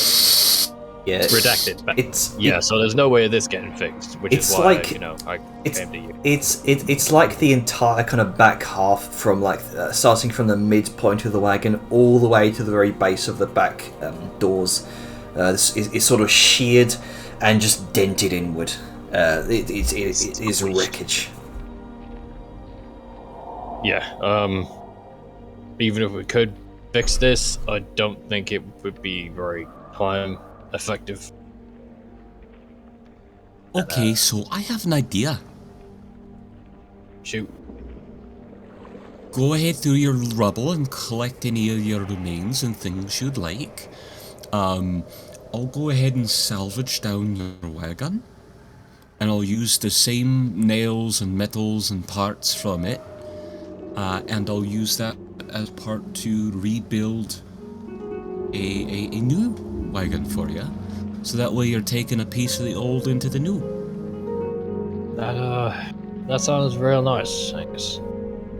And obviously, if there's anything that would, like, I know it's not a marvel of engineering like your steam hammer, but like if there was something that was bothering you about the old wagon that you want to fix or whatever, I'll give you full free rein to do what you need to. Yeah, I see that there's one problem up top right there. Yeah, well, it's not the part where it breaks, but a little bit in front of that where there's still some support beams. You know, if I made the cart, I'd probably put a sun hatch right about there. So when it's just past noon, maybe at an angle, so when maybe it's just a bit before noon as you catch the most intense part of the morning light, it shines in, and maybe you got a glass pane there, so it'll shine in and it'll reflect through and show all the colours of the sun. I would have done that. That's a really nice thought, I can do that, and I would agree with you, but considering the amount of times we get attacked, glass pane may not be the safest thing. Oh, that's why you got a hatch to cover it. Well, I'll leave any improvements that you want to put through up to your choosing. I just don't want. I just want to back on the road as possible, since we got that old time pressure. I don't want to hold us back. Don't you worry. You're not holding back anything. We can't move till this moves, and if it's a shite thing, it's gonna get stuck in the bog the moment we try. So we'll do it right. Don't you worry. All right. Let's get together then. Thank you again. Of course. What do you mean, thank you? You're the one that's gonna be supervising. You're not gonna get to sit on your ass and do nothing. You get to sit on your ass and watch us work. Make sure we do it right. Dejar, would you come over here and drag that... Grunka, would you come over here and drag Boulder with Dejar? It's like, get the noodle arm noodle. It's like, wait. Get some what? Drag who with what? Just some heavy lifting. I'm gonna start digging through and see what I can salvage. And Velomir's his main worries are his bed, which he has grown accustomed to, and his work table. What about the rug that's in there as well, the carpet? I didn't even know I had a rug. God, the luxuries you miss when you don't have them anymore. I'll try and salvage that if possible. Do you want to pull wood splinters out of it? Yes. I mean, let's get the thing out first and see what stays. Yeah, the sort of the main entryway is collapsed. Yeah, the sort of red and gold rug that you have there. Oh yeah, I forget that it's. Yeah. See, my brain had it being a double bed, but you always do two singles, and it throws the hell out of me. Yeah. So, but yeah, try and salvage whatever he can from it, like the niceties that he's just grown accustomed. He doesn't. He's like at the mind that he doesn't get much life sometimes. Okay. Shit going wrong. At least he's got his comforts. But yeah, he'll work on getting all those up and out of the way so that Arngrim can... Easy enough to do. So this is probably going to take a bit more than like a couple hours or so.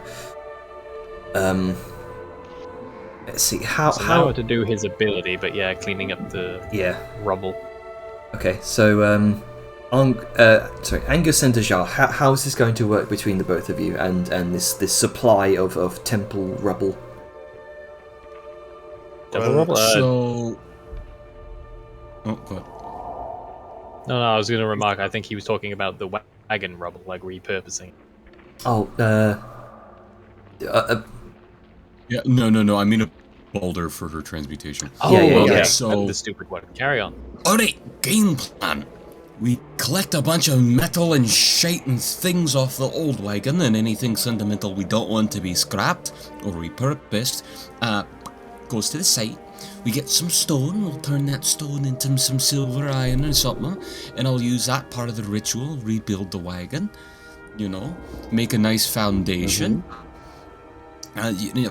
We can work with that. Grunka can be there helping and holding and lifting and moving things. Dejar, you're gonna mostly be thinking. If you want, Vellum, you can bust out your globe and you can start banging in some of the frame parts, and I can build the more awkward bits, and we'll slap it through in no time. All right. Sounds so, like a plan. How long do you think this is going to take? Is what I'm wondering here. My alchemy thing takes at least the procedure an hour. So Okay. Yeah. So it doesn't take an hour. You can concentrate on it for up to an hour. Concentrate up to an hour. Sorry. Is that the same for your divine ritual to do things, Yes. or is that is Because So if we synchronize it, you'll be using about 62 pounds of silver. yeah, because you're It's going to be a lot of value that I can use. yeah. This is essentially you're going to have to make enough metal to sort of outline a 2x2 by 8 space, essentially. Yes. Which I think I'll be able to do that. How long? We'll double check. Because it's an hour for me to do my ritual. Yes. So if she starts her thing and concentrates on it, I immediately start my ritual. By the time hers comes up, mine's up, and it's irretrievably transformed into a new thing. Which is just going to be metal for it. And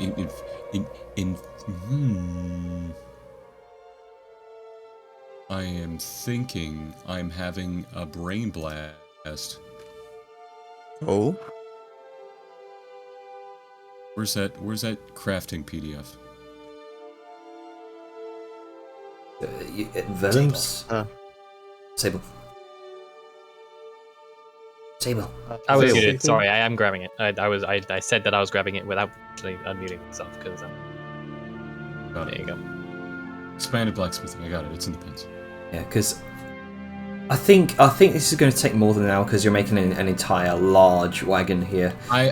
Yeah, this isn't going to be just an hour thing. No. I'm not going to be able to do that and gloss over it, to be honest. I don't think that's a realistic thing. This is Maybe it's going to take multiple things. Yeah. Well, like a bunch of us are working. So Yeah. It won't be like an entire day. What you can probably do is get the basics of the wheels working. Spend an hour doing that. Then you have like you can move the cart again, and then what you could do maybe along the road through between stops is further improvement upon the cart, and gradually, bit by bit, be able to fully repair the cart and turn it entirely into metal.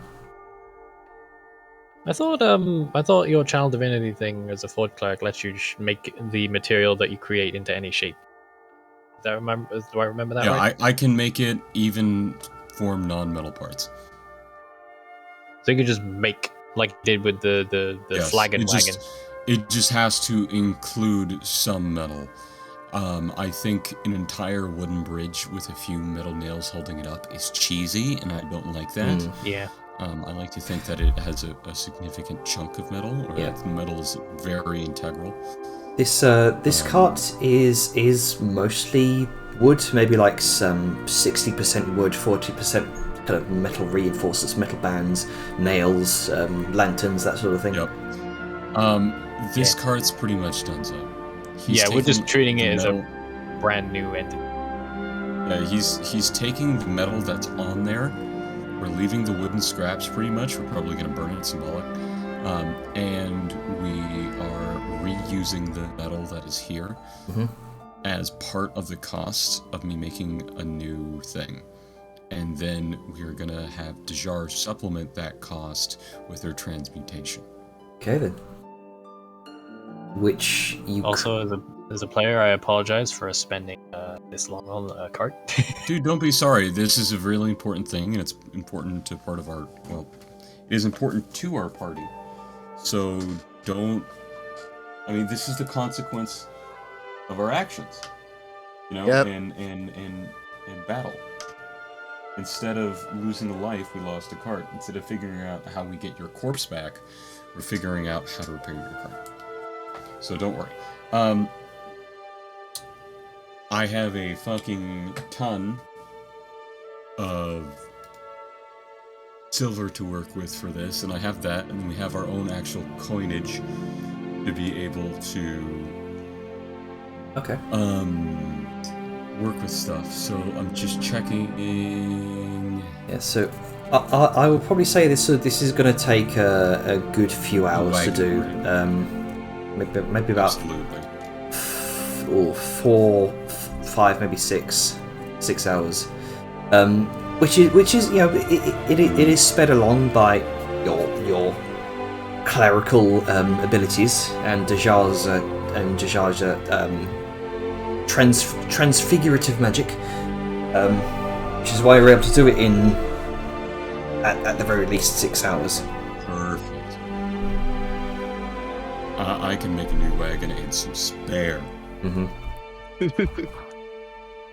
The wagon's normally 35, and if I do what I want to do, I still can do it. Mm-hmm. Okay, so what time would it be by you finished? It would be because you were ambushed in the very early morning, about 6ish. So it's probably around 1 o'clock at this point. Small break for lunch. Yeah. Heading off after lunch. All right then. Good idea.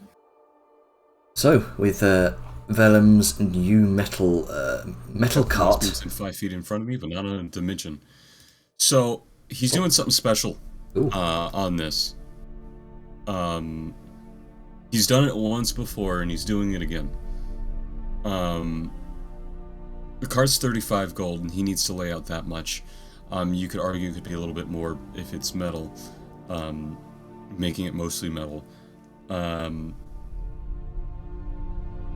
He's going to look at his armor, he's going to look at his sunblade, and he's going to look at his drift globe, and he's making the cart out of, I believe, called Skyrite, which is a ×5 modifier, because it's the holy stuff. I remember. Sorry, I don't think it does anything on that. Well, no, I mean the fact that I think we had a conversation about knowing a metal. Yeah. He knows that metal. Oh, he does. Interesting. Does he? He doesn't know adamantium. He doesn't know these things. Yeah, we went over that, and he has that because he did that shit in Dune Hollow, and he has Zion's bullets. That's what he knows. He doesn't have any of the other shit. Right, okay. Which is why he was trying to get hold of the adamantium to figure out how to mass produce it with Liska. Right. I knew that, but I just didn't know about the Skyrite path. Damn. That's some good shit. We talked about that shit in the past as well with him in the fucking Holy District. Right. So it's the only shit he knows. Yeah, this is basic metal. Yeah. In this world, it would be considered. I think that's angelic silver. Angelic silver. Yeah. Yep, you've got angelic silver, and I think. Oh wait, let me double check because I know you had two of them as angelic silver and angelic gold. So that's the. So yeah, you are. It's the same shit as the Brackenbrick Blessed Bullets. Mm-hmm.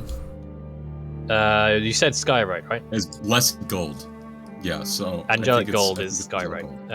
Argentium is angelic silver. So you got the angelic gold. Mm-hmm. Yep. All right then. So what do you? Anti-evil properties. Fuck you. Oh shit! There you go.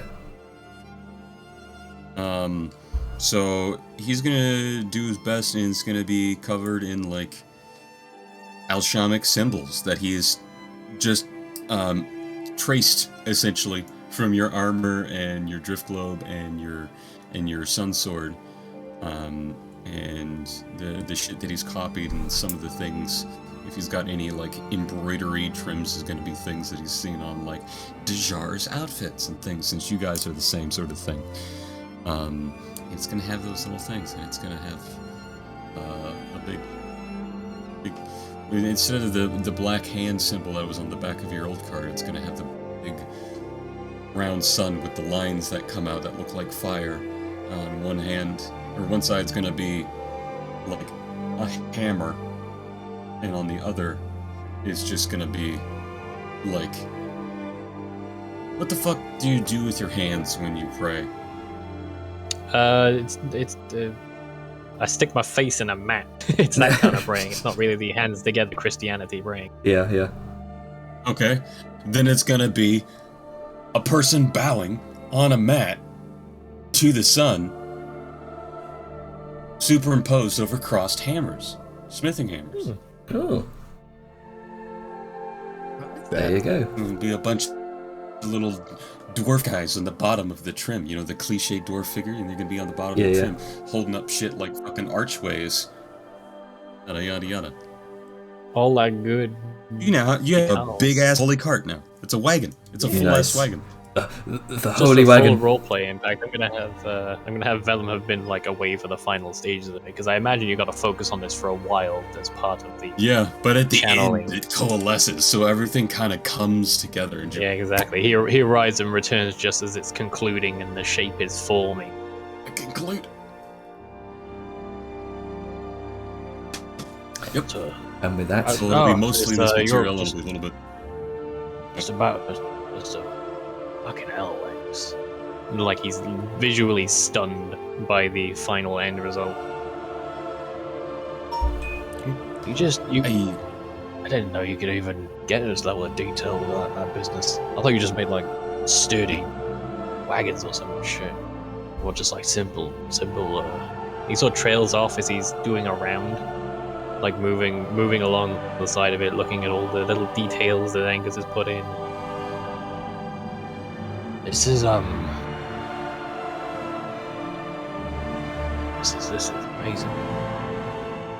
I almost feel bad now. I mean, you put a lot of work into this, Angus. You put a lot of work into not dying. Can't say my performance has been that good, so I guess it's just a lot. I know these days we're rocking around with all sorts of fancy armors and all that business, so I still get a little bit. And once again, he trails off, just like I don't think I deserve things. Well, you don't have to think you deserve things. I think you do, so you get him. Well, it's a damn fine wagon. You're a damn fine friend, you know. Thanks for listening to me. So I want to listen to you, things you like. So, but how about we start moving some of your things inside? Yeah, that sounds good. Let's get on that.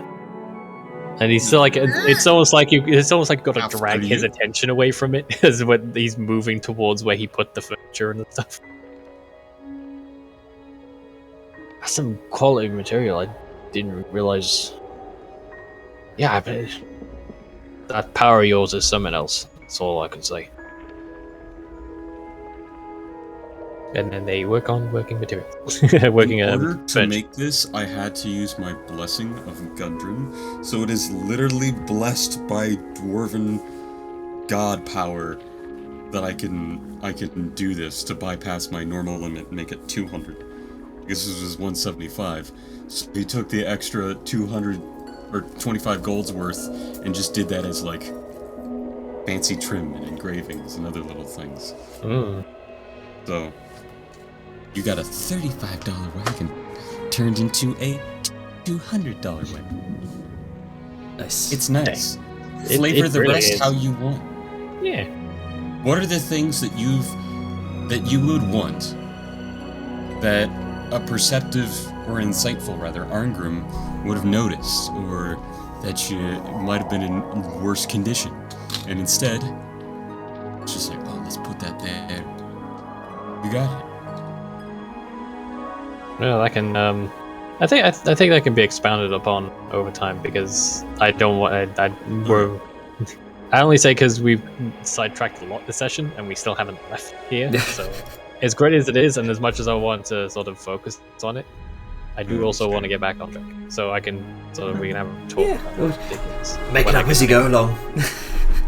Yeah. Well, I've got an idea. Just nothing concrete because I didn't expect to be doing. Alright. So this puts it at probably, if battle broke just as dawn did, probably at like 6 in the morning. Yeah. It is dead-ass lunchtime. Mm-hmm. Yep, straight up noon. Oh yes, it is just past 1 o'clock. You can guess maybe here in the Morbog, but you're getting it at around that time. We've worked up an appetite. Oh yes. So as you have a sort of brief stop to rest with your some more rations, as you know, as boring as they are, they're still Arngrim's rations. Rations are never boring with Arngrim. Yeah. You hook up Bastion to your glorious new cart. It's a bit unusual to be in this strange new cart at first, but yeah, with time it could be home again. And you set off on your way.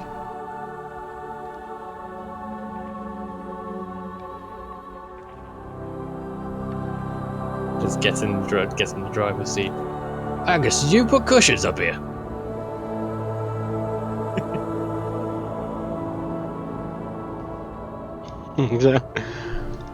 Oh no, that's me bread. No, I put a snack up there. You got a fresh little. Oh, the cart's gone. Oh no. Yeah, I don't see that. It was too heavy to move. It turned out. Hang on. Oh, you got extra wide wheels. Tokyo drifting. Still getting a hang of it.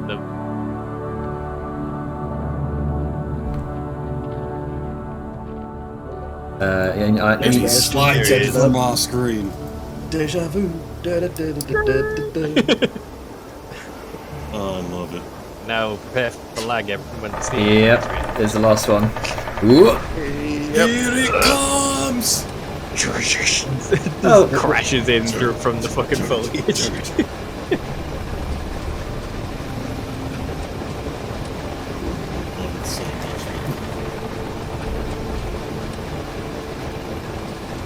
I want a weaponized shirt. Well, I mean, it's a lot. It's not going to be anything super crazy. I essentially just want to give you, like... Just a couple of spikes. Like, kind of like I have with my little Gatling gun things.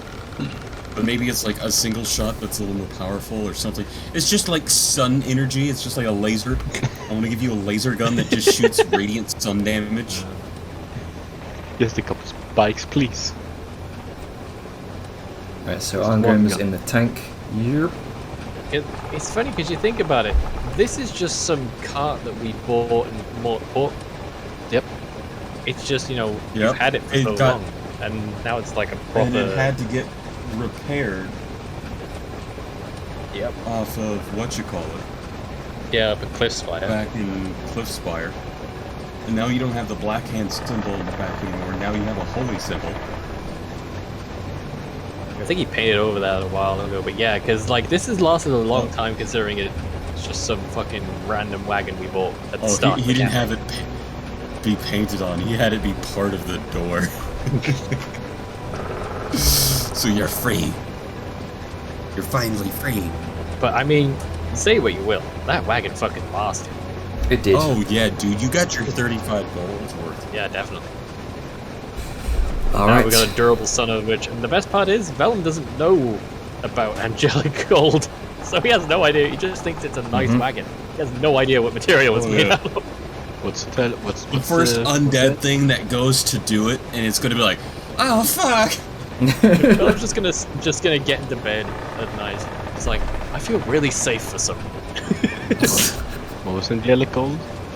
It's a special material type that the blacksmithing uses. The bandit blacksmithing can use. I haven't come across any yet, but Arngrim, due to previous encounters, has the ability to work with it.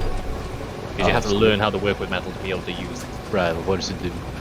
Against undead and evil things. Yeah, basically it gives you some saves against fear and helps you not be afraid. Yeah. When you're Any close to it. evil? I think so. It's good against It depends on what it's applied to, but I'm sure. Okay. It varies. This isn't necessarily any of those. But anything like the evil creatures that might try and break it would take like D4 radiant damage, so they inherently wouldn't want to do it.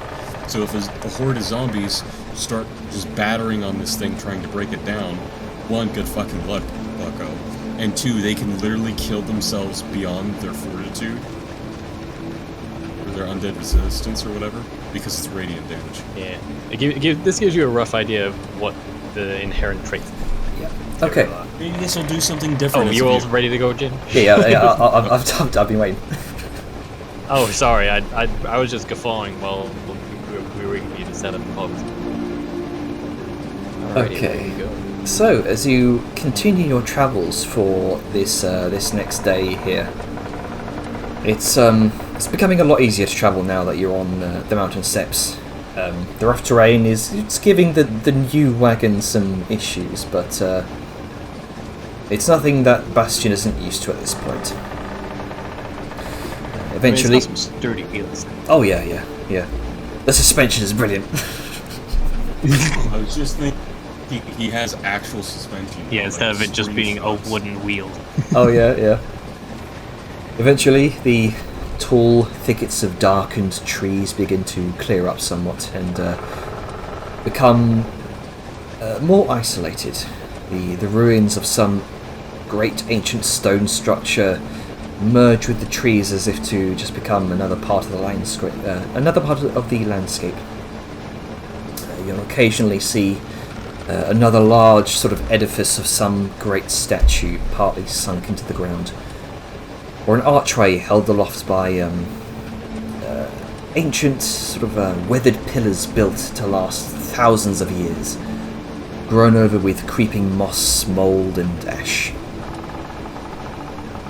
While the terrain of the mountain steps is mostly rocky and comprised of hard dirt, you also notice patches of peat bog still emerge within the terrain in these large sort of muddy patches, like great open sores. And the fog makes it difficult to navigate around these patches, and a slower walking pace is necessary here.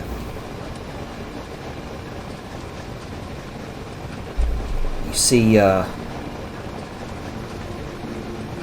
don't think you did, no. Alright then. We didn't see anything.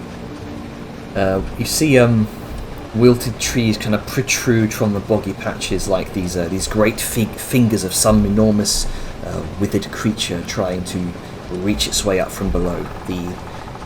The stench of decay, one that you've mostly gotten used to after almost a week and a half, is suddenly more noticeable here.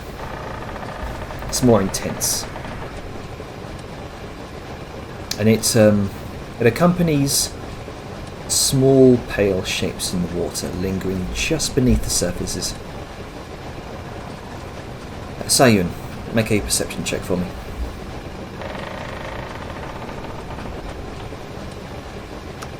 One moment I need to remember that I'm motion muted.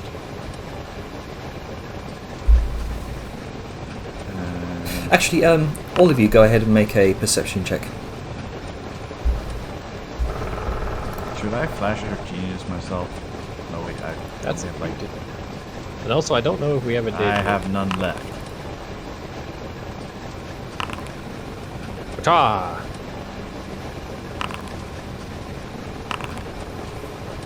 Well, it's caught. Well, I didn't see him. Somehow has. No, wait, no flash of genius. Which above thing. Nope, the flash of genius put you on par with Bellum's roll. Neat. Okay. So I just hover over a mobile keg. It says fully functional. Good. The booze dispenser is fully functional. These are two depths of their spell book. Oh yeah. Let's see. Saoyun, Liska, Velen, Tikali will see this as well. Saoyun, Liska, and Velen. Do I need to roll? Oh yes, please. Oh, okay. Also, FYI, I just got the call, so I'm going to be dipping out in just a few minutes. Okay. What's this? 14. That would Okay. be 10, I don't know. You are too busy focusing on the road here. I'm looking at the road and I'm looking for more stone structures to lasery veer off into in excitement. Dwarven architecture. Saoyun, Liska, Velen, and Tikalia. You all see what looks like oh, there we go. I am still. I will return. Okay. See you. See you in a bit. You see bodies, faces, humans, dwarves, halflings. Each of them are sort of withered, emaciated, but calm and serene in their expressions. Each are as well preserved as the day they likely joined the waters of the marsh. You notice the further west you go, the waters are becoming darker.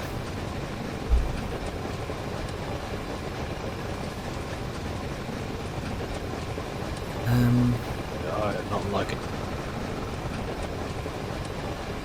Saoyun, Liska, Velen.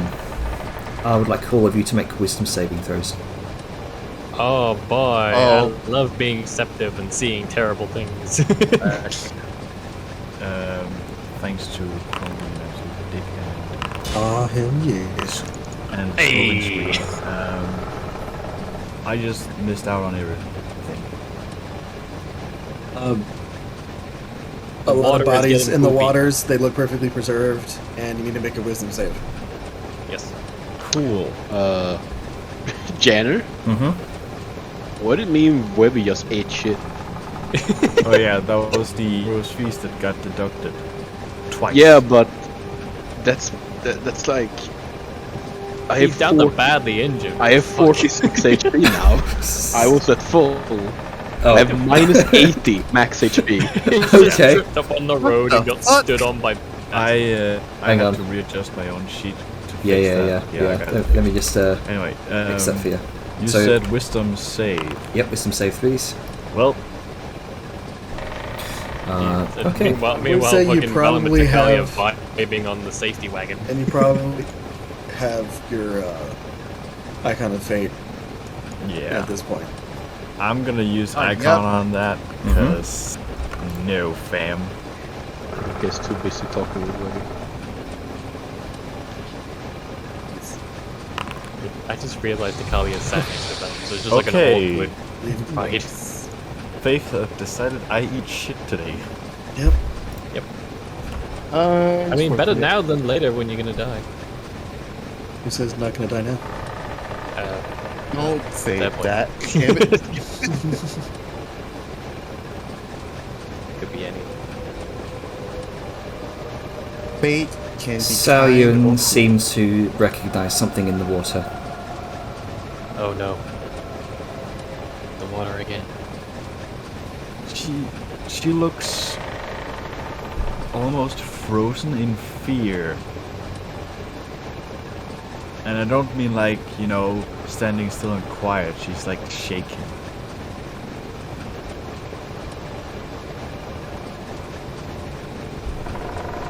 Where is Sao situated? Oh, she's on top of the steam hammer? You have direct line of sight. to Yeah, where that's what I she was is. checking. It's like dialing along, having a grand old time. Forward. Gets in the earring just to Sao, just in case, you know, it's anything personal. Sao, you doing alright? No response before she quite literally foot on top of the railing and jumps off the steam wagon. Shit! Take the wheel! Take So- the ramp! So, question: was that question broadcasted over all the It earrings? was or not. is that- It was specifically because he doesn't know what's going on. It could just be a personal style thing. But then the second she jumps out, he verbally goes, "Fuck, take the ramp," and then jumps off the wagon. But he wouldn't call out to the people closer to her? It was a reflex. This literally happened in the spaceboat moment. But he was about. Oh, she went that way. I jumped. Jumps off the wrong direction. Sorry, I just find that funny. So what's up? We're so grab it. And all she does is just try and get to the water. Alright, Sayun begins dashing towards the water. Let's go. Dashing, just Let's go. not dashing, Janner. Don't put words in my mouth. Oh, yeah, sorry, go ahead. Yeah. No, it was more flavour-wise. She's rushing towards the water. Yeah, she's very much jogging with haste, shall we call it. Yeah, Bliska will get up in front, be like, "Hey, everything okay, Sal?" Just kind of like holding the shield out in front of Sal. She's trying to get around it, not responding to you. Web is gonna cast web on you. Oh, nice. Can I technically willingly fail that? If I'm under duress? That's a good question. As the character wouldn't allow it, but the player would. It's a weird sort of situation. I'm gonna David, resist you're the rules it. lawyer. What are you saying? I'm locked in here. I mean, technically a player can, but like the player can do anything. Okay. But it's the player whether or not they want to in character resist or not. Alright, what save is it? Is it the Dex? I believe. Let's see. No, it's a hit. Oh, it just has to hit. Oh, it's literally the nets. It's a I ranged, love that. I love the nets. ranged, It's so stupid. a ranged weapon attack. So if it too just hits busy you, you're and restrained. occupied You to get do no save anything. until you get on your turn. So, What is it?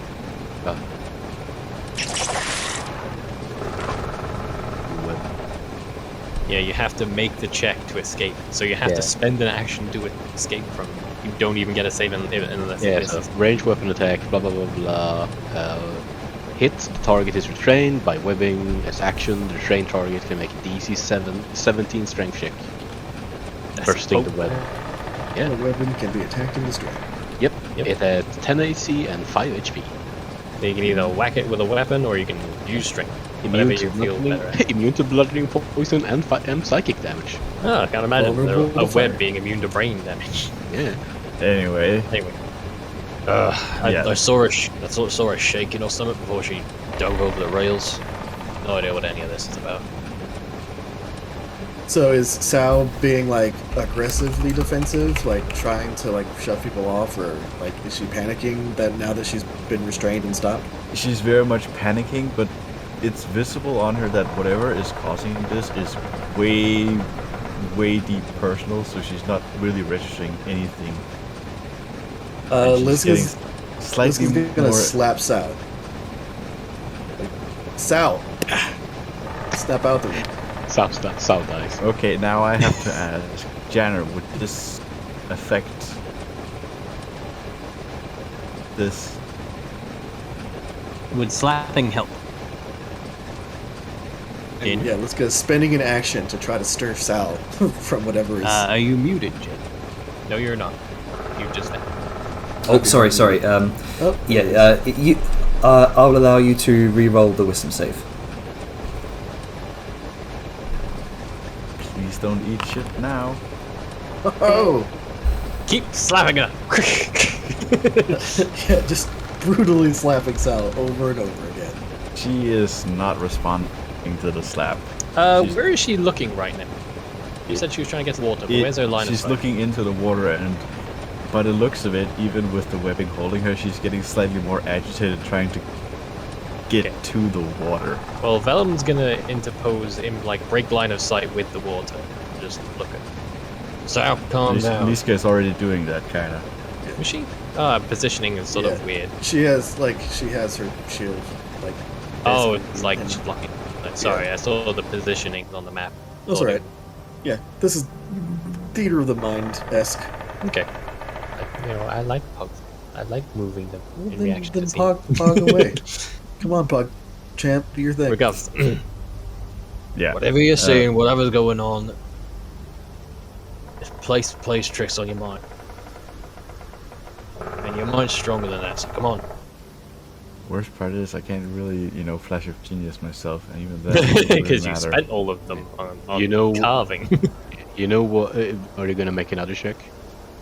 Against what? The webbing? I mean, both that and also just the wisdom saving throw. Yeah, I don't know. Besides just talking to her, I don't really. I'm unsure how to process this, because character-wise, Sao is, tunnel vision currently. Yeah. I imagine she Makes looks sense. she looks almost traumatized at this point. Can I? Yeah. Can Vellum attempt to have his words reach her? Because we know enough to know that the Morbog fucks with people's head. You can and alters go perception. ahead and make a persuasion check. As I feel like if we just cheese the slapping, it might be a bit much. Yeah, persuasion check Webby's gonna help versus her wisdom saving throw. So go ahead and roll wisdom save again, Salian. Webby's gonna help you. And now it goes high. Well,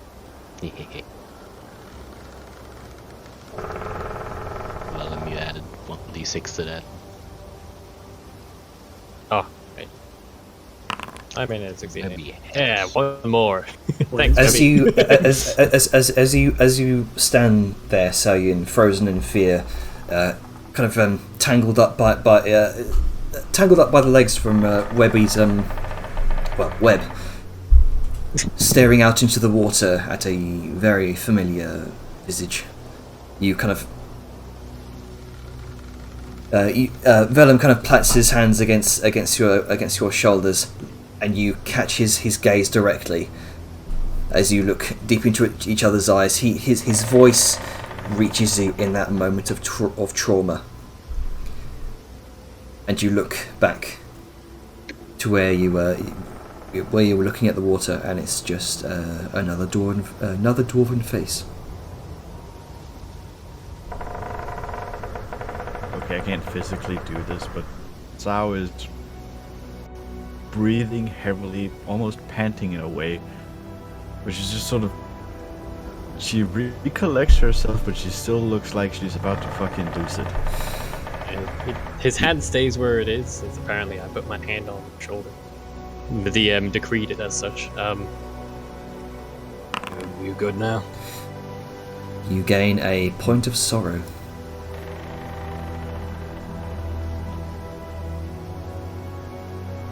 I'm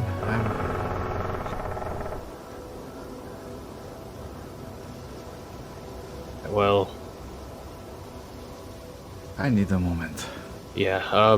You can hop in the wagon if you want, or you can go on the steam hammer. But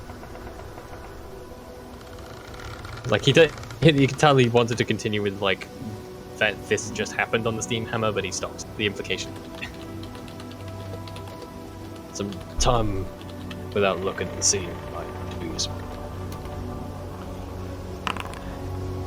Oops. Webby's being very helpful whether you want it or not. Yeah, Liska's gonna cut the webbing away from Sal. Oh yeah, good point. Or I guess just lift Sal out of it with the string. One of the other. Webby's gonna take the web and he's gonna make a ball out of it.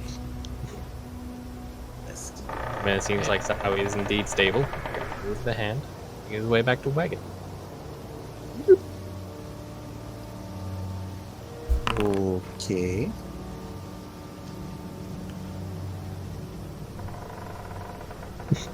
Your seat's been stolen. It's fine.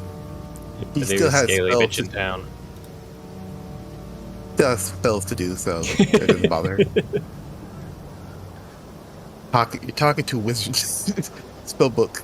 New Sao spells. is going to crawl back on the steam hammer and she's gonna hunker down, not quite in a fetal position, but just sitting down, leaning with her back against the, rear wall. I'm gonna look at Zakalia. Don't suppose you know how to drive a ram.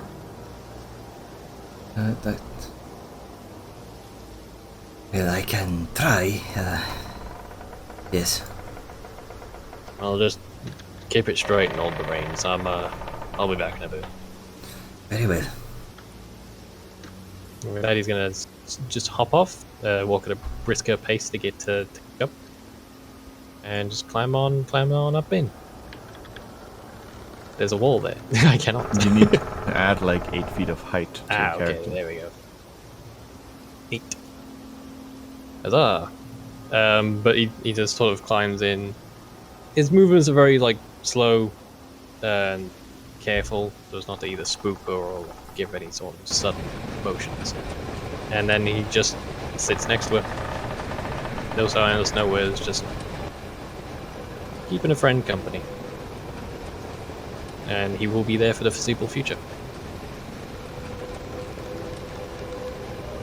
Yeah, Let's hope Takala can drive.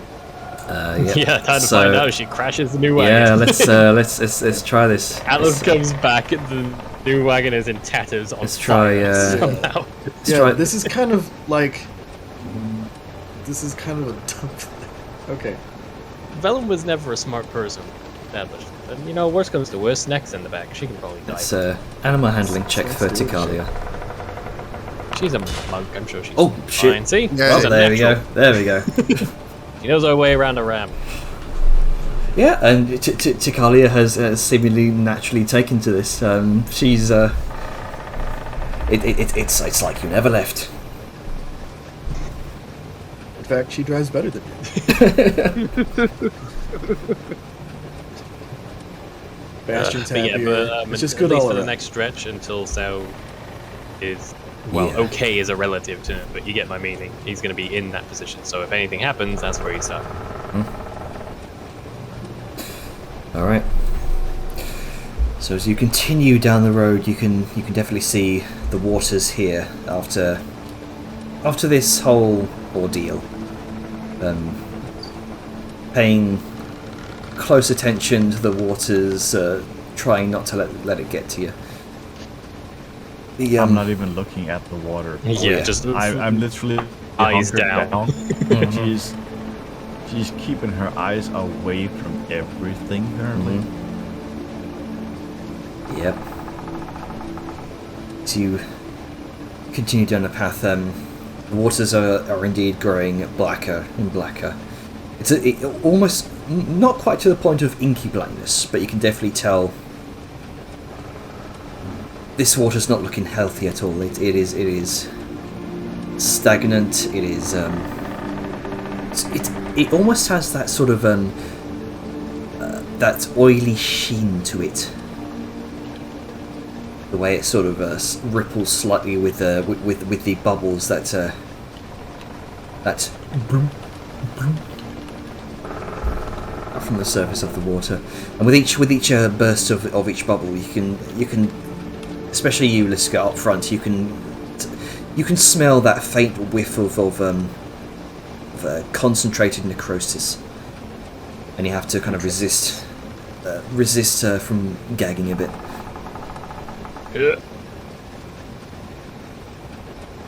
You continue your westward journey,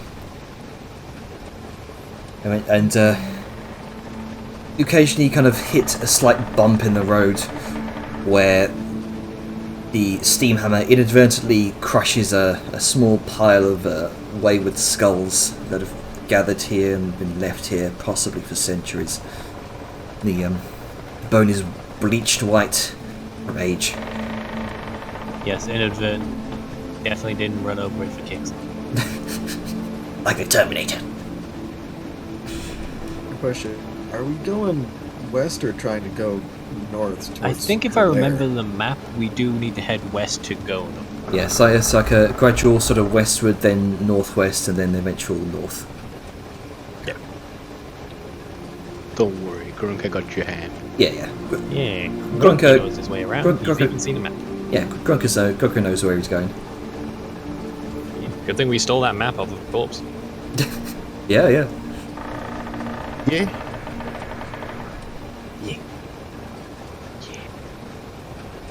Alright. So eventually, as the day draws to afternoon, towards evening. You kind of you find yourselves holding your breaths, keeping an eye out for any more black dragonborn that might be onto your position. As there is likely now a heightened tension here within the Morbog. But surprisingly, no tension comes to you.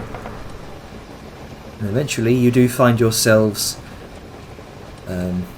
locating a good place to set up shop and bed down the evening. Which I should also I totally forgot. You can ignore this, Saryun. I said, oh boy, time to make our sadness rolls, guys. Yeah, everyone make nice it. Right. Everyone, go ahead and make your wisdom saves. It didn't pop up for me. Oh yeah, Yeah, you're not going to do the effects? yeah. Hang on. The macros. Oh, hang on. I know what I can do. Let me do this.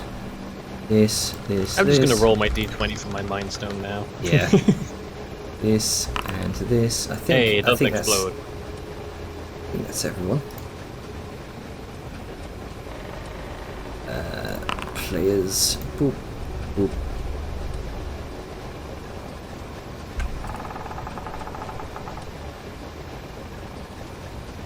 And save. There we go. Crest. Oh, there we go. There you go. Well. Oh, well, I ate shit. 16 is no longer what it takes. No. It's 17 apparently. Deeper, I'm deeper, keeping and, the streak alive. deeper and deeper into the Morbog you go. Let's see. Did that was that? Oh, an advantage? thank God for that Mind Stone, because I would have rolled a 7 otherwise. Yeah, was Wait a minute. Did we get our damn. what is it? Icon of Fate, yeah, because we would have had time after after the fight. Yeah, I am going to re-roll that shit. Fuck Alright. that. So go ahead and roll another wisdom save. We have several Mind Stones. I'm the only one making use of it. No, I used it. Oh, okay, that's good. Let's see, Just just, gonna- in case. I don't think I will, but... Oh, never mind. So, Oh, Grunky. Well, it's not. Yeah, I'm gonna use the Thread of the Fate too. Let's see, it's in the inventory. I don't know why you're Oh, all. thank God. I don't know why you're all sad all the time.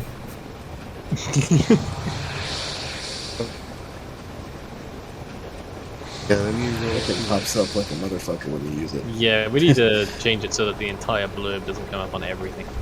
Build chat. Yeah. Need like an abridged version. Of the, Maybe for just the- like It's not fade out. it's not showing up for me.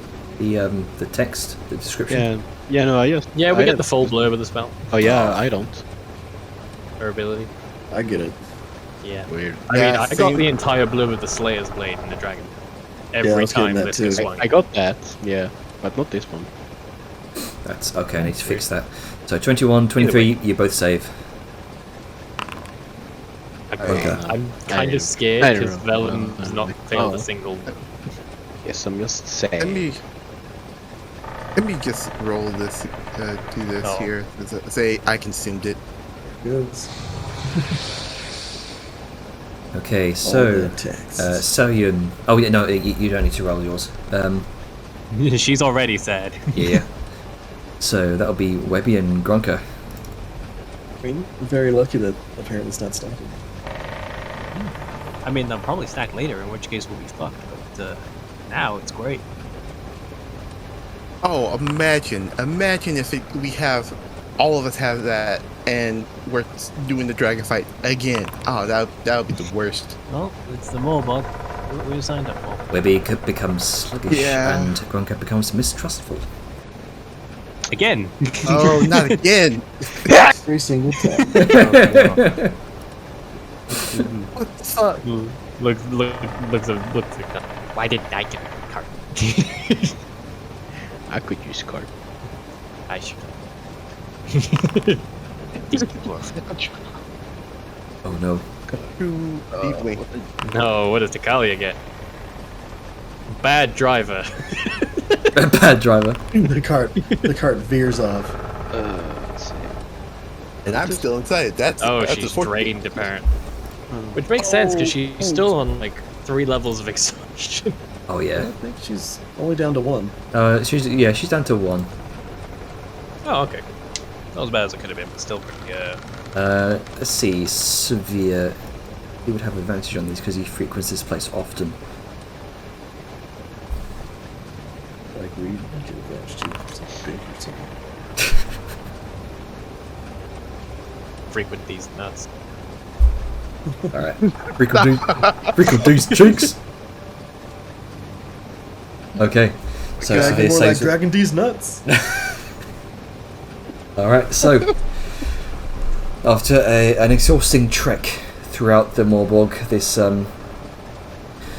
throughout the day, you eventually set up camp. And let me bring you over to... Here we go. Feels good to be on the road again. Not gonna lie. On the road It's again. hold On the up in road our again. In our safe place. It's been a while, so it's just like, man, being in a different area. If only we can cast Hallow on like an object.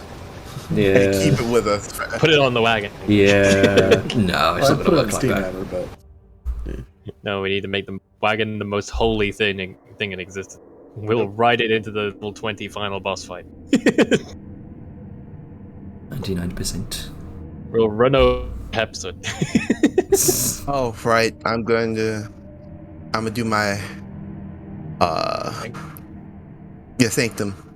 Screw that noise. Oh, we don't have Jerky anymore. No. Didn't we get rid of him? No, you don't.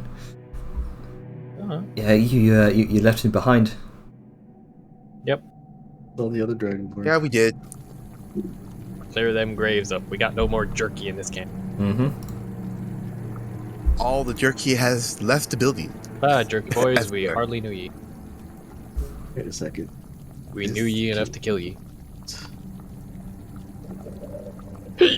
Dang it, I'm a hiccupy today.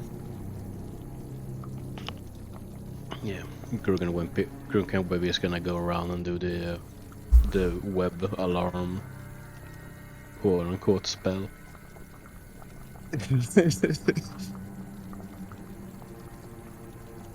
I will definitely do alarm in the tent because we don't want any assassins. Because fuck that. Yeah, have it cover a nice area. I just love that that Atlas is gonna get back and it's like, hey guys, what I miss? Oh, Soud tried to jump into the water and everyone's sad. Yeah. Oh, again? Also, Takali is driving. Actually, quick question here. Mhm. Where the fuck is Bastion on the map? Oh, hang I on. think he just like hangs out by the wagon. Yeah, but he just kind of disappeared. Let me. Yeah, he's fine. He's somewhere. It's alright. Let me bring him over. We put him somewhere. He's grazing on some nonsense. Boy. He's grazing on the red lobster travel. There he is. What you looking at? Don't you fucking look at me with them big old eyes. I noticed that he wasn't like visible on any part of the camp maps. Oh, Chill. yeah.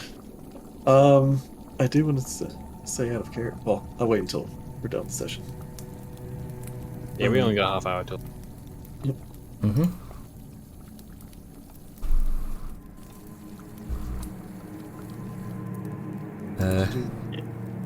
Now is gonna be very withdrawn, shall we say.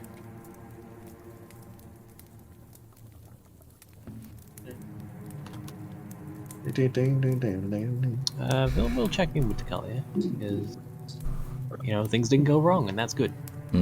Question. Do we have Mordenkainen's barrier up? That's what I did. Private Sanctum is up and ready to go. Okay. Yes. I already asked because it's not visible. Or are we just assuming it's... Yeah, that was the thing that I made for the large rune fight, so I can copy that over. Yeah. So yeah. So go ahead. Visca is... That's fine. Liska is going to kind of, oh shit, we got Hallow, son. Sorry. Do we still have the buffs even though we're not there anymore? No, you do not. Okay. Well, it says we do.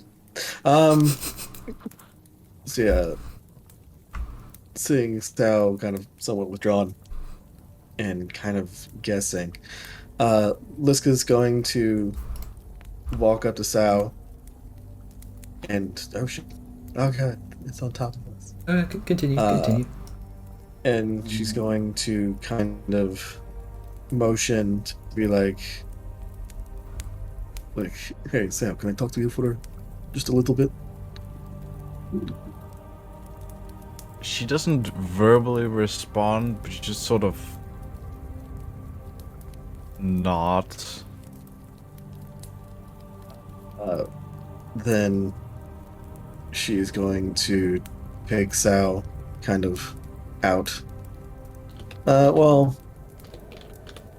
She's learned that lesson once. She's going to kind of, assuming everybody's outside, she's going to go into the tent and like kind of close the flap so they can have a private conversation.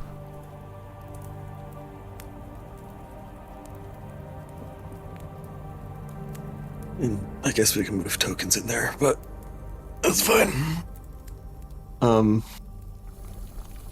Yeah, I mean, I don't want to deal with, like, there's a wall in front of it. It's like, thank you, fuck you. There you go. That's why I'm using the door. So that, like, Liska comes over and sits down on the one chair that's the one stool that's designed for her, and kind of motions for Sao to sit in front. She's going to, once they're settled in, she just kind of gather herself for a moment and then kind of lean in. It's like, I'm guessing that you saw someone in the waters.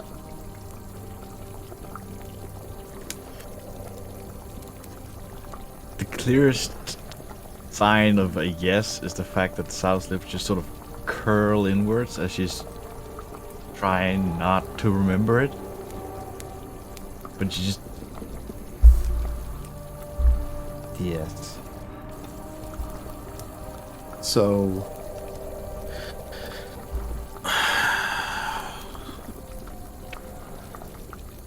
I don't know if you remember oh gosh, it seems like months ago, but a few nights ago, whenever I came back in and was kind of dripping water covered in like moss and watery shit. Yeah, I remember it clearly. I had quite the list of questions, but... Oh, I initially went outside the side of the barrier to just kind of get an understanding of how it worked from outside. And while I was out there, I saw someone in the water. And I felt compelled to go to him. And I know now that it wasn't real. I know now that it was just the bog playing tricks on my mind. But while it was happening, it seemed so extremely... It seemed real. It seemed like the person who I saw was actually there, even though he should have been thousands of miles away, in the place where I buried him. So I just want you to know that I know what you are going through right now. And you don't have to say anything. You don't have to talk if you do not want to. But, and Liska reaches out and puts a hand on Sal's leg. I'm here if you need to.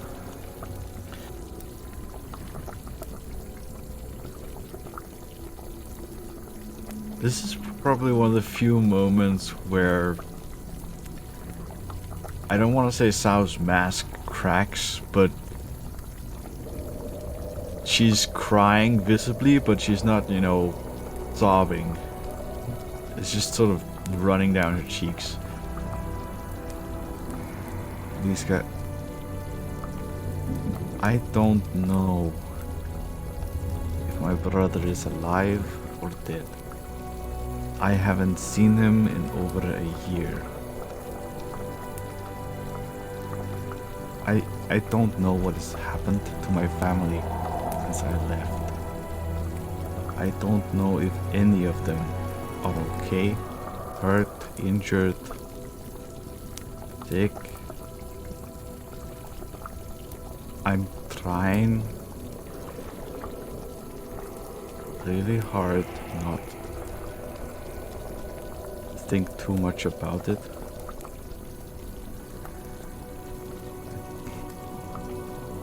You're decades older than me, even centuries, but I want to go home someday. I just don't know if I can. Being older does not lessen the pain of losing a loved one. So I still think about my brother every day. I still see his face.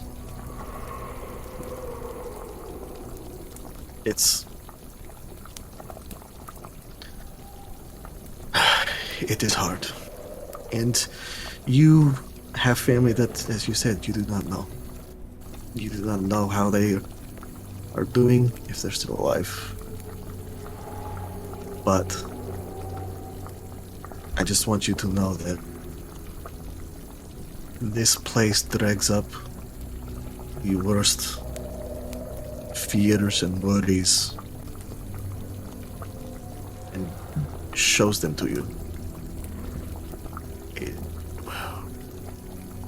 It makes it seem like all the good possibilities don't exist. It just that only the bad. Because that's what is in front of you. That's what it shows you. In the water. I was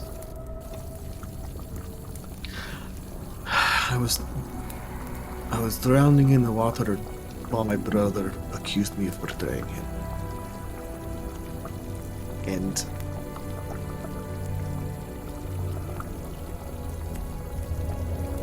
And it is not something... It is something that I feel that I perhaps did. Even though I know I did not. But I still carry that with me. And it is... eating away at you. Yeah. It is... I just wish I could have saved him that day. But now I am given the opportunity to save a friend, and I just want you to know I am here for you. Like, we are all here for you. If you need to find out what is going on with your family, if you want to make it home, each and every one of us will walk beside you on that journey to get there.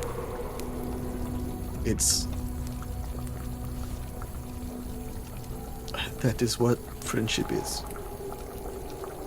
And this place might try to stamp it out, drown it out, but you have us. And she gives that squeeze to Sal's leg. And we're there's nothing that we've come up against that we haven't been able to handle. And this is not going to be the first thing that we can't.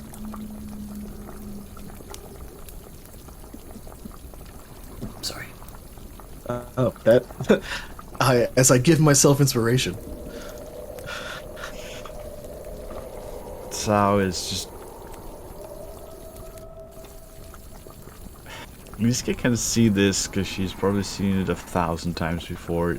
Sao is trying to remain as strong as she can, but yeah, the fact that she's bawling her eyes out is showing that she needs a moment, and what Liska did here is kind of what she needed.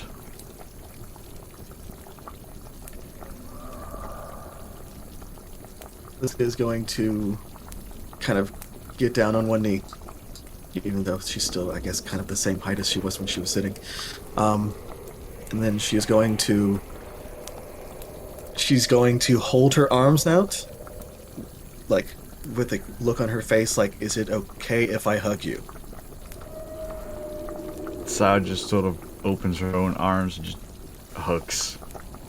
Biscuit will like embrace Sao, hold her to her chest, and just kind of like hold her and let her cry.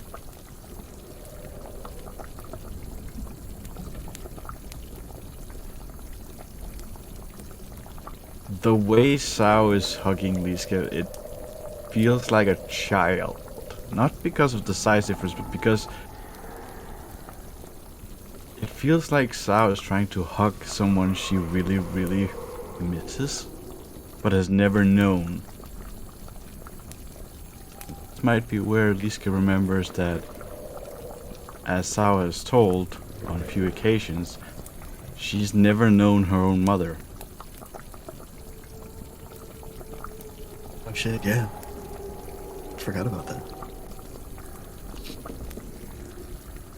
But yeah, Liska's just gonna hold, like, softly stroke the back of Sao's hair.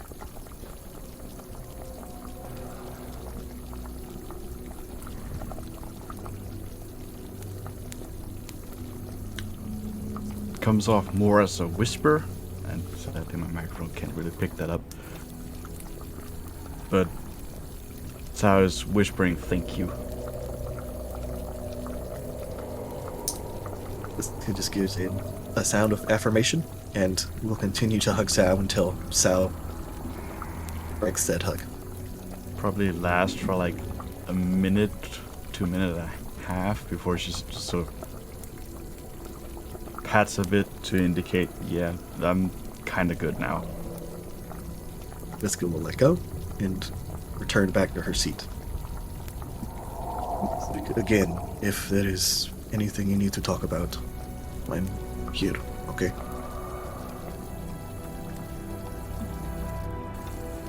Thank you. Really, I'm not gonna say it over and over, but yeah. It's good. Nods and with a small grin, it's like, "Okay, let's go out and get some of our good cooking." Done. Yeah. They return to the campfire.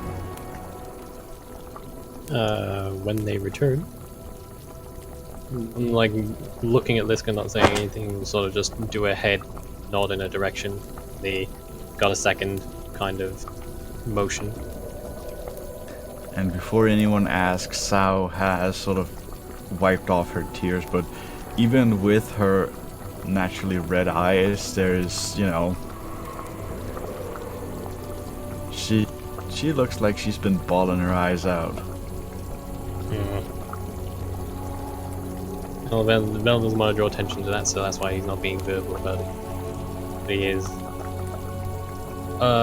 is ushering Liska off to the side if she is fine with that. Sure. She'll, like, give a nod to Sao and then head off to speak with Philip. I'm gonna pretend that water isn't there, because fuck water. Can't control this. In fact, I'm gonna even stand on the watch order. Fuck you. Assert dominance to the DM. Fuck your watch order. I am in control. Liska's gonna T-pose on the water. And float. Screw your spooky water. Anyway. This is all in sort of a lower tone, so as to broadcast the conversation. So, how is she? It's gonna kind of glance over at Sal. She is, and answers in a similarly low tone. She is shaken from what she saw, but she is strong. I think she'll get through it. Yeah, she's strong, alright, just her mind has that way of dwelling. Thinks too much. Yes, this place especially is probably hard for a few of us. No, I'm not going to pry about your conversation or what happened to make her like this, but just wanted to make sure she was okay, and I did want to have a chat with you. Yeah, she's doing fine. I think she'll pull through. She'll get over this. And he is sort of like taking a moment to look at her before returning his attention to Liska. I'll be honest, Liska, I'm a little lost for what to do with myself. I mean, there's this ignoring the whole leadership malarkey. I've been trying to be a bit more in my. I had a plan going into that dragon. See, I don't know if you caught it, but everything I tried was going wrong until I followed my instinct and. Well, I feel like I just acted like bait. That's the best I can. That's playing on my head a bit. Well, again, I think, as I told you last time we had this conversation, no plan survives battle. But the mark of a true leader is saying the state of things and acting accordingly. And I think you acted well, given what was happening. A giant fucking invisible dragon that we couldn't see, and everything else that went wrong in that fight. But we had... I don't know. We had an opportunity to turn things for the better, and we did. With Tajar making the correct decision, with Granka putting her down, with you catching her, and she says that last bit with a smile. I think it could have, I know it could have gone a whole lot worse, and I don't think it couldn't have gone much better. So, yeah, don't beat yourself up over it. I'm trying not. And he's sort of like looking at the group in general now as opposed to just one individual. I'm still figuring this out. And my instincts are weird.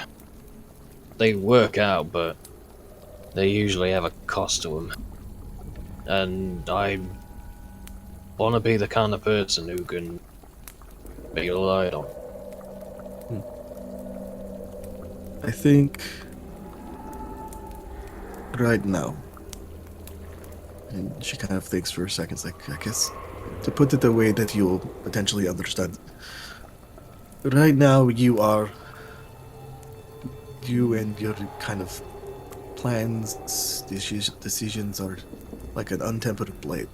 Very brittle, like one wrong move and it could break apart. But through the process of battle, through leading, you become more tempered. You get to the point where even if something were to go wrong, you will still be able to strike through. And it's just experience. Like, that's just the kind of thing that you need to have, Vela. Like, not every battle is going to be something that goes perfectly. In fact, almost no battle goes perfectly. The only time I've seen something end extremely well was when we fucked up those Dragonborn while they were digging. Like, that was the cleanest I have ever seen a battle go.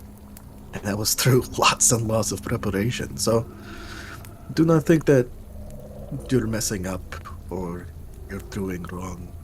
Think of it as I know holding that a much, blade. Liska. I'm no fool. I know that you need experience to be good at any.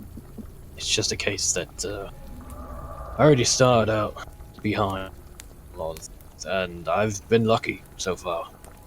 Just wondering, and he's sort of like his vision sort of goes not 1,000-yard stare, but he seems to be more hopeful in this with this next statement. I'm just wondering how long until I either get better enough that luck doesn't matter, or my luck runs out. And at that point, I'm just worried about who's going to pay the cost. Oh, probably you. I mean, I'll tell you this. I have never met the commander who lived long on luck. It's just how it is. Like, if you solely rely on luck, you are just horrible. You're shit. Prepare as if you're unlucky, and act accordingly. If luck happens, then awesome. If it doesn't, then you're prepared. You know, that reminds me of, well, I try to forget a lot about what my old man used to say and what Granddad used to say, but I do remember one of their stories that they seemed pretty pleased. Found it funny, in fact. It was this old phrase that, man would rather have a lucky general than a smart one. I suppose I'm starting to see why that's so funny. There are only a very few in this world that are truly blessed with luck.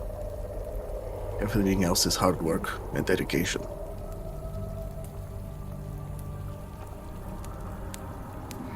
Guess I just need to hold my instincts and hope that I can catch up before my luck runs out.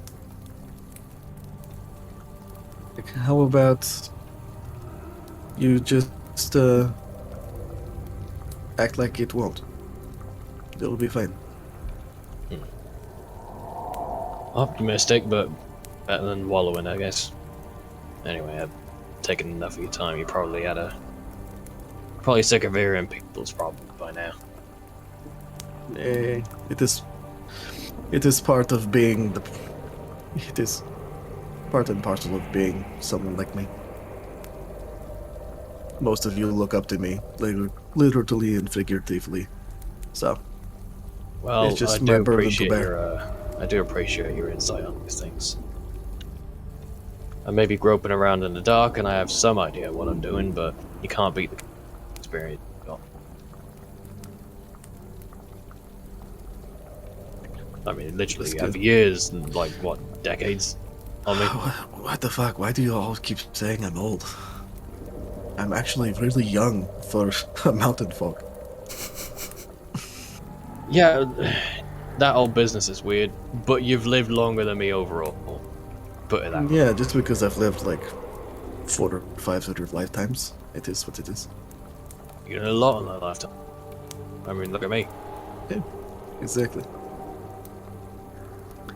But thanks either way. No problem. I'm happy to help. She gives him like a big old pat on the shoulder. Send him into the water. Sinks into the ground from the force.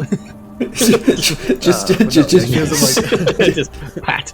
Slowly pushes him underwater. Shh. It's like all your trouble. Like I'll help you, and just slowly sinks in. But no, back. Oh god, let's get killed, gentlemen.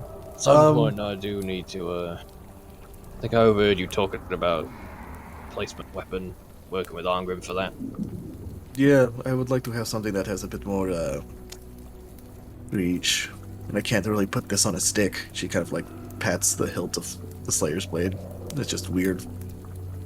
Well, I'll do some mock-ups on the way, and then at some point when we get the good enough materials for it, we'll put you together something nice. Right. Sounds good. He'll pat her thigh because that's again old. I mean, he can probably reach her hip, but that would be a stretch, literally. So yeah, yep.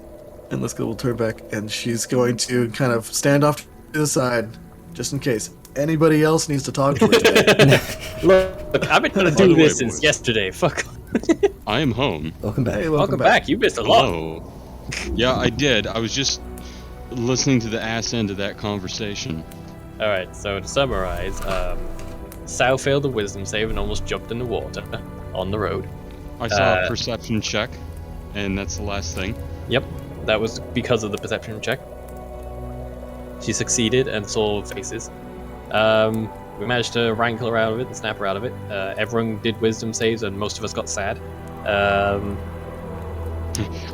to heart with Sal, and Vellum checked in with Liska about how Sal was doing before sharing his own issues, because, you know, Liska is just party mom. Ugh, mom is such a... Mum, it's mum. Fuck off, Americans. Sorry. Fuck you. Screw being inclusive. But yeah, that's where we're at. Party marm. Marm. But yeah, that's where we're at. People are sad. Sao is just had a big ol' emotional bit with Liska. And yeah. Got the scaly woman is in my seat. I see how it is. What's up with all these That's assholes what you get taking for our being spots? born you. I was joking, Jenna. You don't have to move her. It's a free log. Yeah. Imagine Bella walks up like, you're in my seat on that random log that we parked. You're in my seat. I literally have stools inside. Got the sitting logs.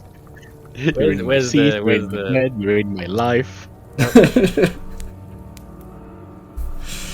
Did you just add this log here for Liska to sit in? No, it's always been there. stationed...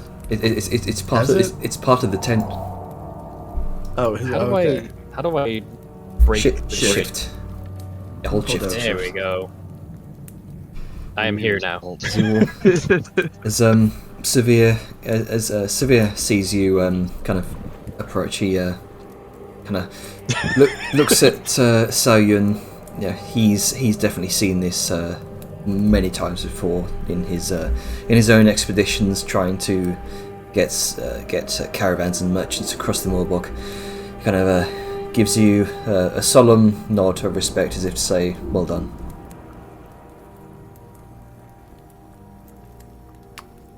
And Sao is just sort of in her own place as she's, recomposing, I guess.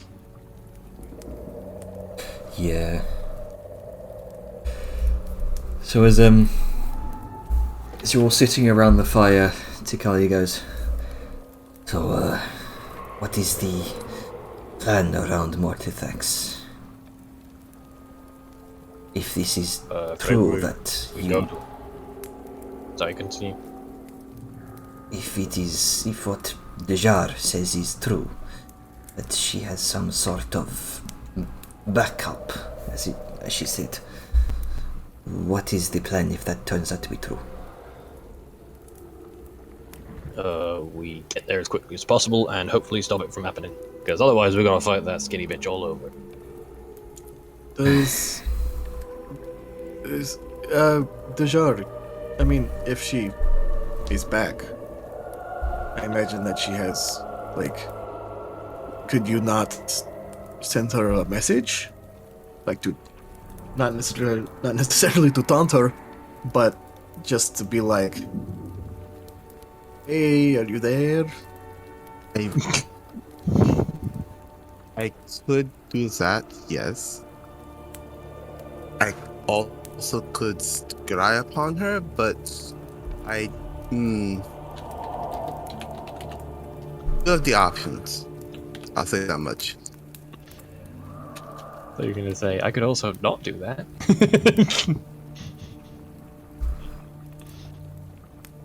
Which one do you want me to do? Send the message or scry? Or both? Which one will involve you getting caught less? Most likely scrying. You're scrying to go, I say. What does anyone else think? Because, I mean, better to peek on her and her not know than call her up and say, hey, bitch, you alive.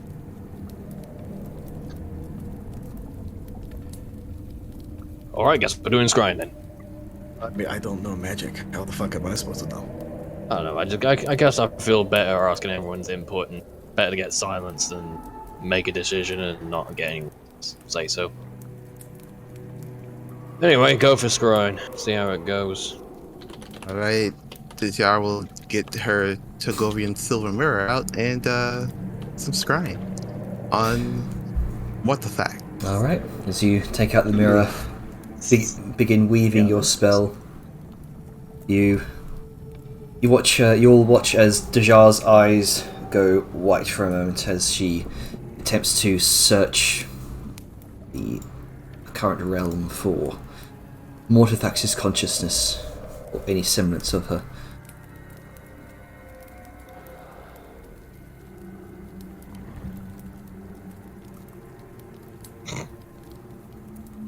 Don't hit us with the sound. Sounds not fair. Alright, got to make a roll. Forgot about that. I thought you were just being dramatic.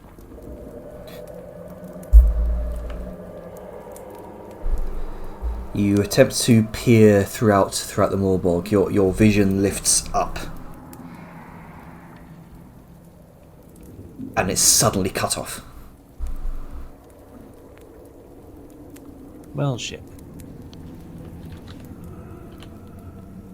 That's not good. For those of us who know what happened, elaborate. Well, either she blocked me, or something caused the connection to sever. I don't know which. Well, I mean, The spell. we've got one spellcaster, and we've got one wizard here, and we've got this thing that blocks a lot of shit. I feel like it's a safe assumption to guess that Leia is probably right. No. geared up to the tits in magic.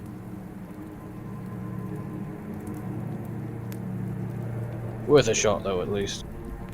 Do you mean it was suddenly cut off like it was?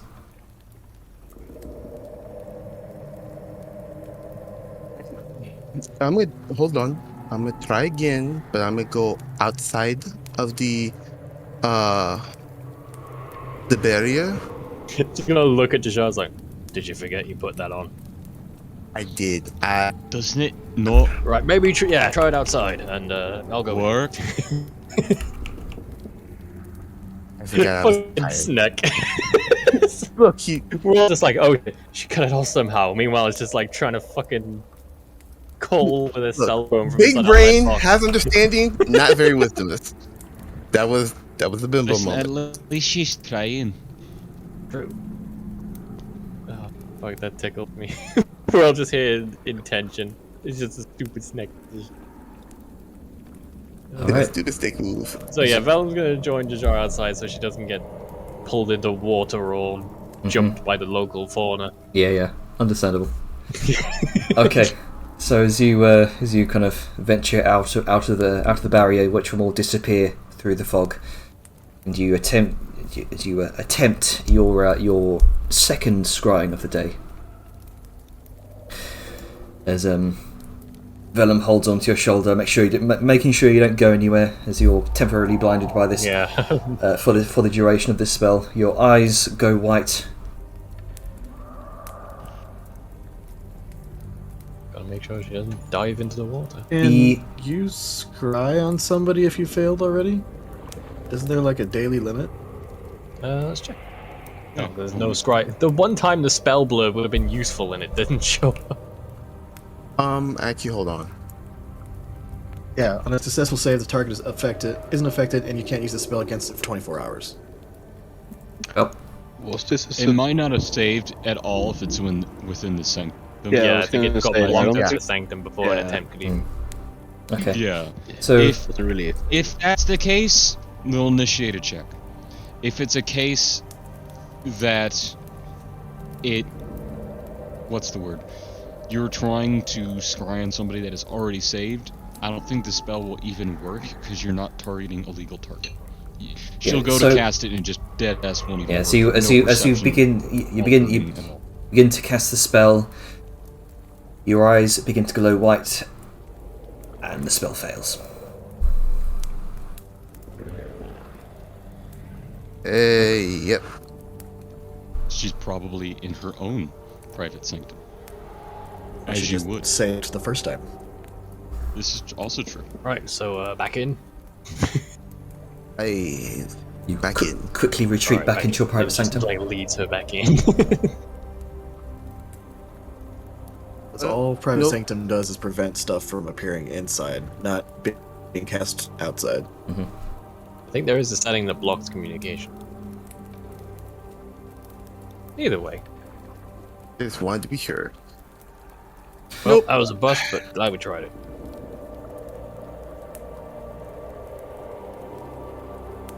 What did you find out? Anything? Fuck all. Nothing. Yeah. Just.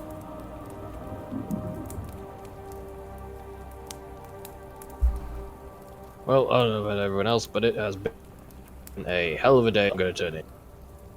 Very well. If anybody needs me, I'll be sort of like looks at the wagon like he's used to seeing the old beat up one, and then it's just the majestic new one. Ah, right. I'm gonna be in the old wagon. It's like he remembered that he's got a fancy new one. It's like, ah. On all of the craftsmanship. Yeah. No, on Mortifex, I do not expect those who are loyal to her once she's truly dead. I do not expect them to retain hold of the house. Perhaps they will attempt to flee to the greater house of Noctis. Hold on. I've been wanting to ask you about that Noctis. That, for some reason, that name sounds familiar. How long has that house been around? I do not know.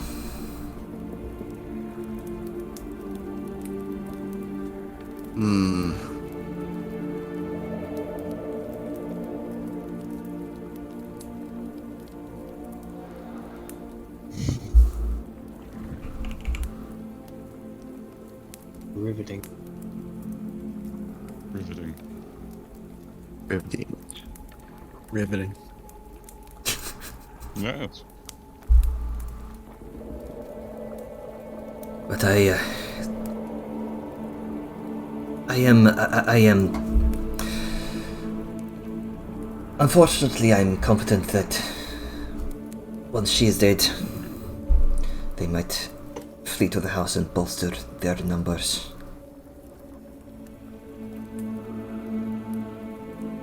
Trade one evil for another.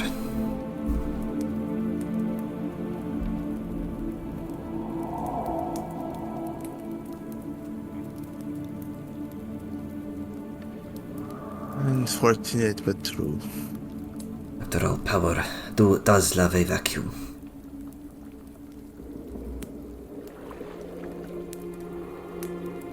Does anybody have a nuclear bomb? What's a vacuum? Trust me, if Sao finds the least amount of explodable or flammable gas within that sunken temple, she's gonna make Mortifax realize that, uh-oh. You done pissed off Sal. Time for a kaboom. You're in danger.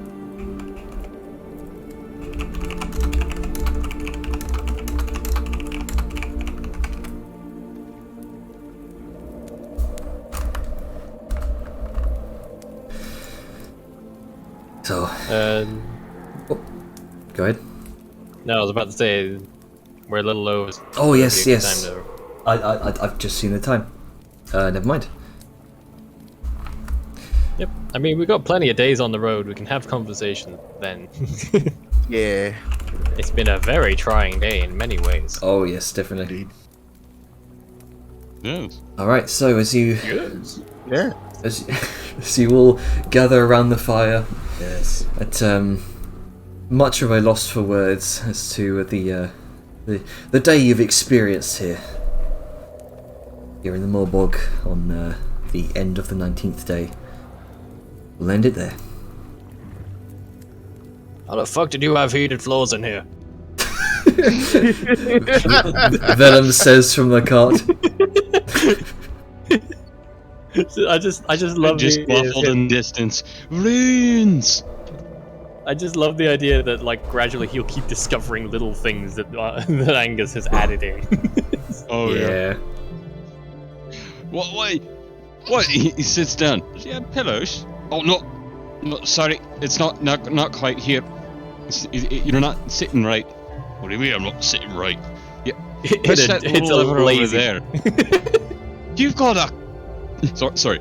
You've got a cup holder. Oh, I was holding it with my knees like an idiot.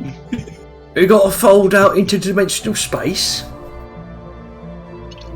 The driving seat is a lazy boy. Those are cupboards, Ellen. It has a roof.